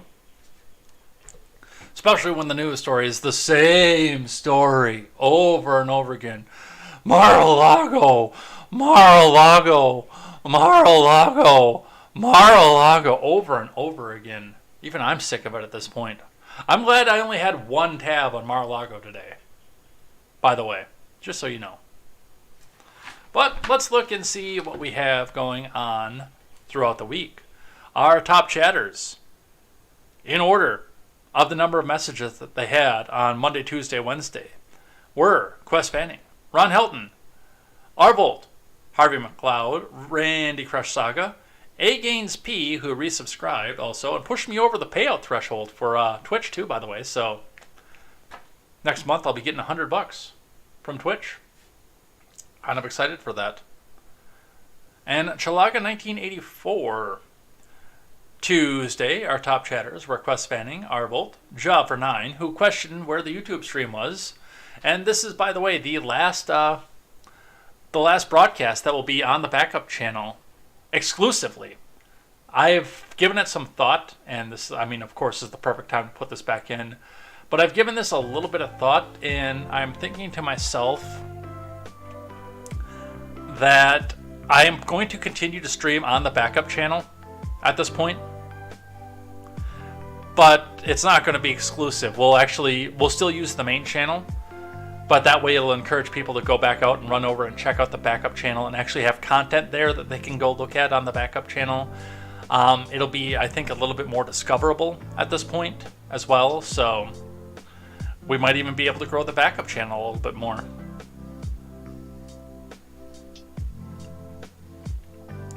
Let's see. A Gaines P was here on Tuesday. Ron Helton, Randy Crush Saga, Chalaga 1984, an official online account over on Twitch. That was a new name. Thanks for coming and checking us out. Wednesday was the busiest day for a number of live chatters here. Wednesday we had Quest Fanning, Ron Helton, Randy Crush Saga, Jupak Shalom, who is Goats and Scarves over on YouTube side, A Gaines P, Arvolt, Sully Blue was here. Rye 87. Bong Gongs. I can't read my own handwriting right now. And Hoser for Life joined us Wednesday. Thursday, I just took it right out of it because I still had the live chat window open on Thursday. So Thursday, I just took it right out of there in order of when you guys chatted. Thursday, our chatters were Arvold, Ron Helton, Randy Crush Saga, Quest Fanning, MK Ultra, A Gaines P, Chalaga 1984, and Jupak Shalom. What do we have going on today? Sully Blue is here. Good morning.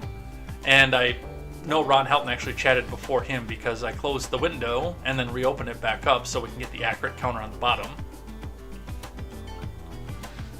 Sully Blue here with the stickers. Ron Helton is here. It's nice here after the storm hit yesterday. How bad? Not a big hurricane, I hope. I watched Blazing Saddles last night. Hat quote you want, Jay. I've never seen Blazing Saddles. I haven't seen that movie in a long time. Always liked all of Wilder's movies. I think the only Gene Wilder movie I've ever seen is the first Chocolate Factory movie, which I can see how that was more entertaining to people than the Johnny Depp version. But having read the book before seeing the Wilder movie, I know that they put more... Sorry, I got hair in my mouth there. More focus on following the book in the Johnny Depp movie, with the exception of the weird scenes that had to do with Count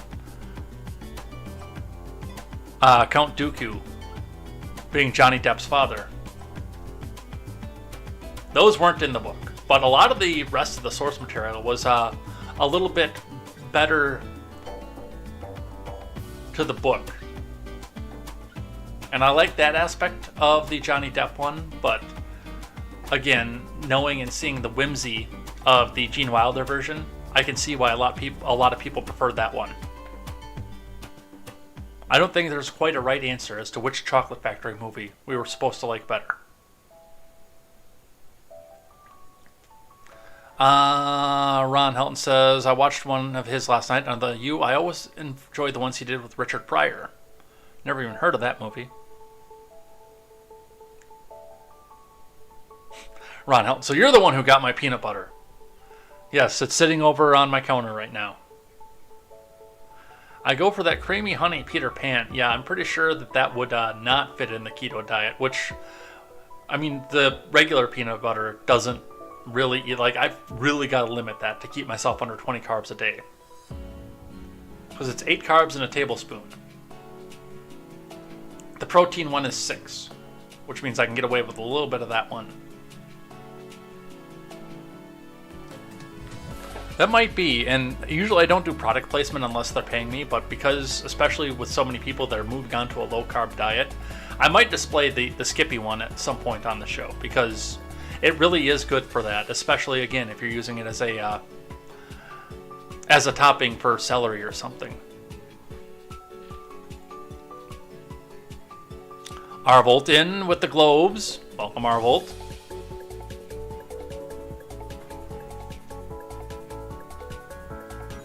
He looks like George from Seinfeld in that. Oh, Stelter, yeah. Bye-bye, Stelter. Chris Wallace is like Mr. Ed. Mr. President, please stop spamming in #general.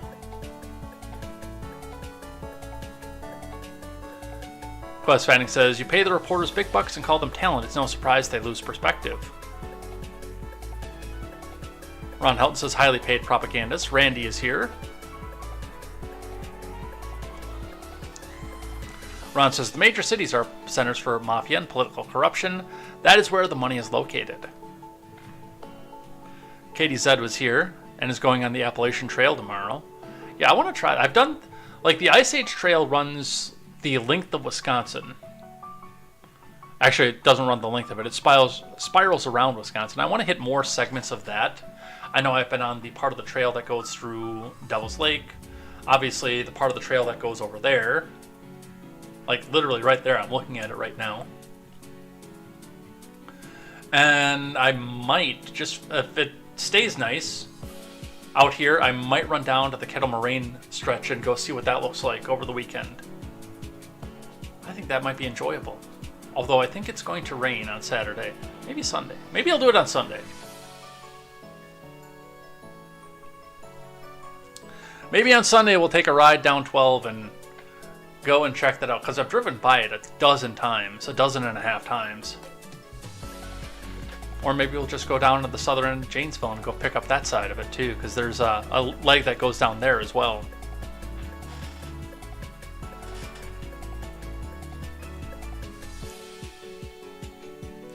It's literally just a path in the woods. I've heard part of it in Tennessee before. Yeah, but I'm guessing that, I mean, we've got the hills around here too, but I'm guessing it's a little bit more aggressive than some of the stuff that we have around here.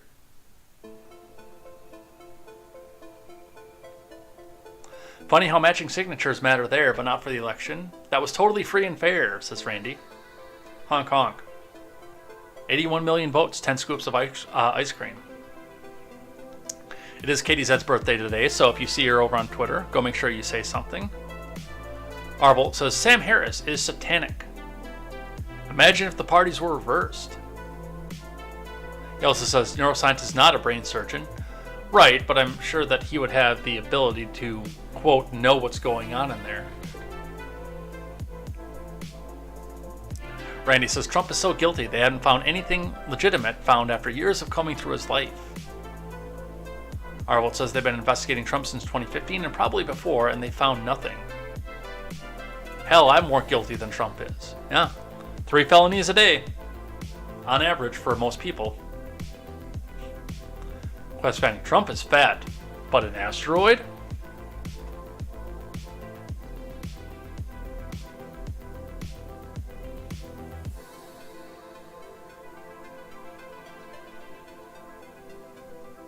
They have gaslit the entire public into believing that Brandon won the election. He did. 81 million votes, 10 scoops of ice cream. Most popular president in history.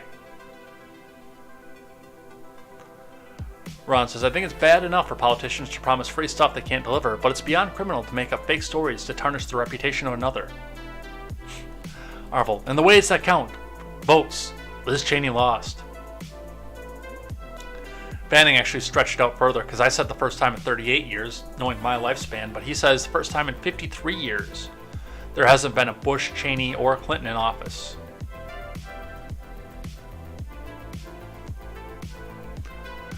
Fanning says, I bet this was a backlash to admins trying to force them to include pronouns.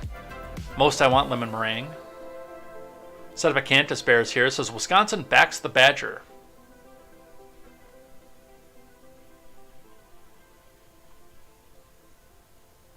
Let's see. Quest says, do any of these mottos support the essential skills a student is learning? How about they make schools actually safe rather than a safe space for specific groups? Yeah, how about that?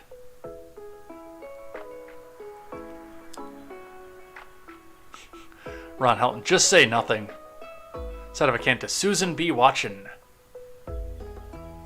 We'll say it in the chat, poor things. Yeah. Quest Fanning says, yeah, being different is always going to be difficult. The solution isn't to make it bad for normal kids. Yeah, I was different when I was growing up. They had me in a lot of the advanced classes. Plus, they mysteriously also had me in the special ADD classes because, you know, I read ahead after I got done and figured everything out much faster than my classmates. So I wasn't paying attention to the rest of the class. I was reading ahead in the book. And they said, oh, he's got ADHD then. He can't stay on task. Well, your task is boring. Because I figured it out long before everybody else did. My brother-in-law did an Ironman in Panama City. It's directly north of Panama City Beach. It's directly north of Panama City for ease of shipping. Of course you noticed the exhaust. Of course I did. Rolling coal.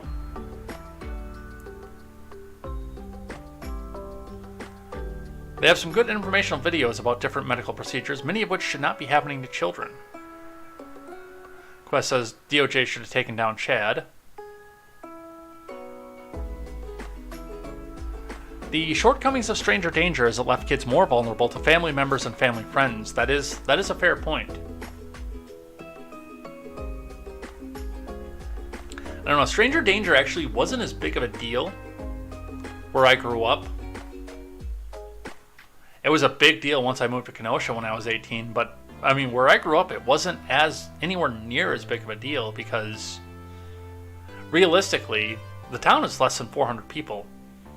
If somebody was doing Stranger Danger, somebody else in town knew about it. And you were getting narked on in a hurry.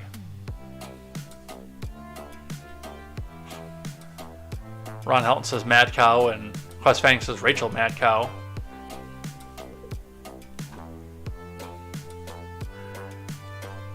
Apparently Quest Fanning has a problem with San Diego.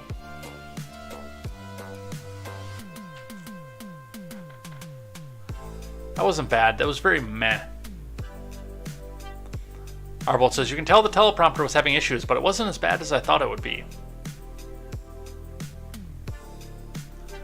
Quest Fanning apparently played Willy Wonka in 5th grade.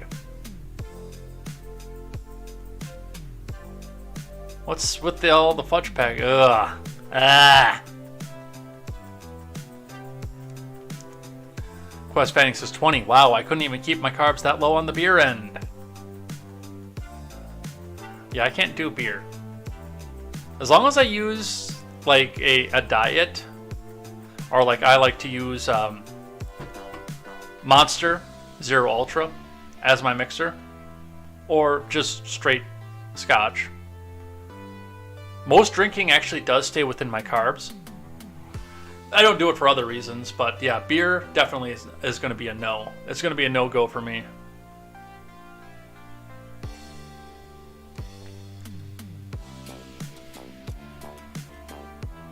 I'm not really a huge fan of beer to begin with.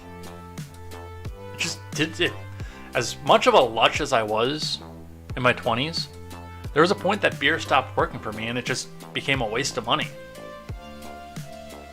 When I was drinking half bottles of scotch a day to numb the pain. Quest Fanning says, Appalachian Trail, cool. At one point I wanted to take 6 months to become a 2,000 miler, Maine to Florida, and the Appalachian Trail, ooh, that's intense. I think it's 1,100 miler for the Ice Age Trail for the Wisconsin segment. And I don't know then about when it turns and goes into Minnesota or Illinois. Actually, I don't think it goes into Illinois because I think it's... Now I want to look.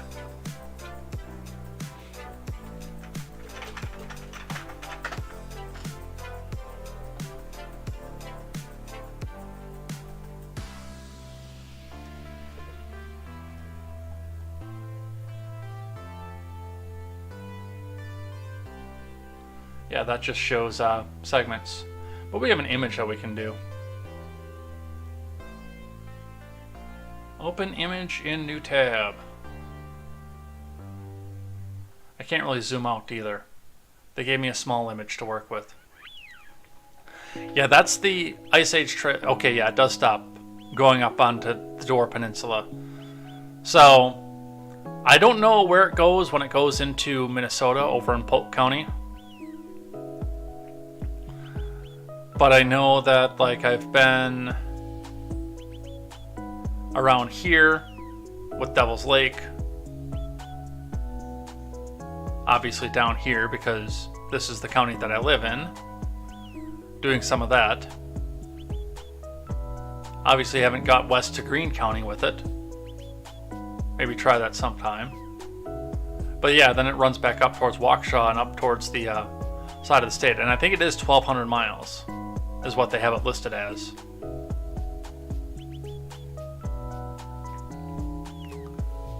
And perhaps one day I will see the entirety of the entire thing. Perhaps not. I know that around here there are a couple actually, surprisingly, pretty aggressive portions of it.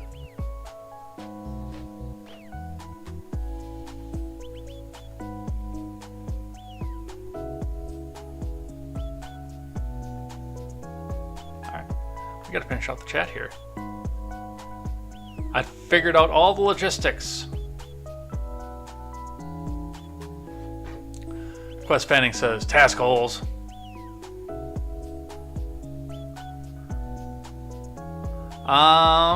Quest says some of the accusations of Satanica stuff in daycares is now being revealed to be true.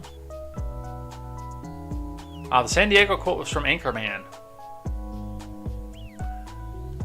I think you know what the recurring theme is going to be. I haven't seen that movie either.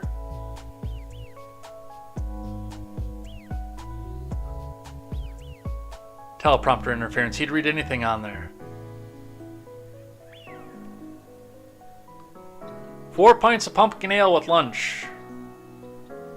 Yeah, that wouldn't be a light drinker to me.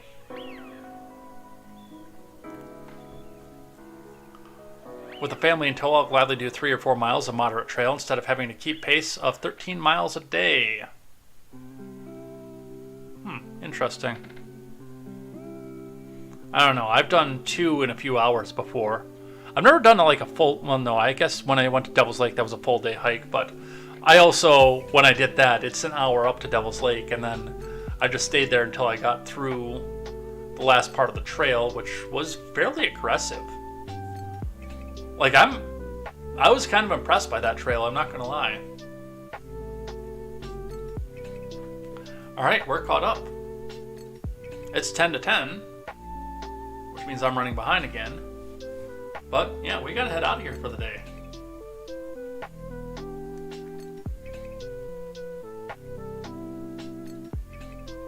Where's my outro? There it is.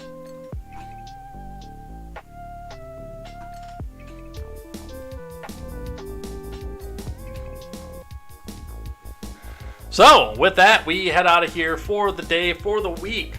Does look like it's going to rain on Saturday, so it's probably not going to be a good day to go back out and do some hiking. So, hey, maybe we'll play some Fallout 3 instead, because I know I missed my Monday stream off of that. I think we're going to maybe do some of the Metro, just because that's probably one of my favorite aspects of the game. And we were getting very, very close to the end already anyway, so we'll go catch up with a little bit of that and see what's going on with that. Otherwise, we'll be back here on Monday morning for more Contemporary with any hope. Cross your fingers, or do whatever's possible for me, but cross your fingers that we actually have new news that has nothing to do with Mar-a-Lago, because we spent a lot of time on that. I think we spent almost excessively too much time on that, but I mean, that was the big thing coming out of that. Maybe we'll see maybe World War III will start with Russia and China. Maybe we'll see something happening between the election. Maybe Joe Biden will drop dead of natural causes over the weekend. We never know. In this episode of The Federal Apprentice with the new host, Joe Biden, it's always a crapshoot, so we'll see what happens with that. Otherwise, stick around for the raid. We will see you next time here over on Contemporary or Ed's World Gaming, whichever you choose to be on next. But looking forward to seeing you either way. And until then, I'm Jay Edgar, and this is Contemporary, and we are back on the main channel as of Monday. So come back and join us for that as well. Take care, everybody. Have a great weekend.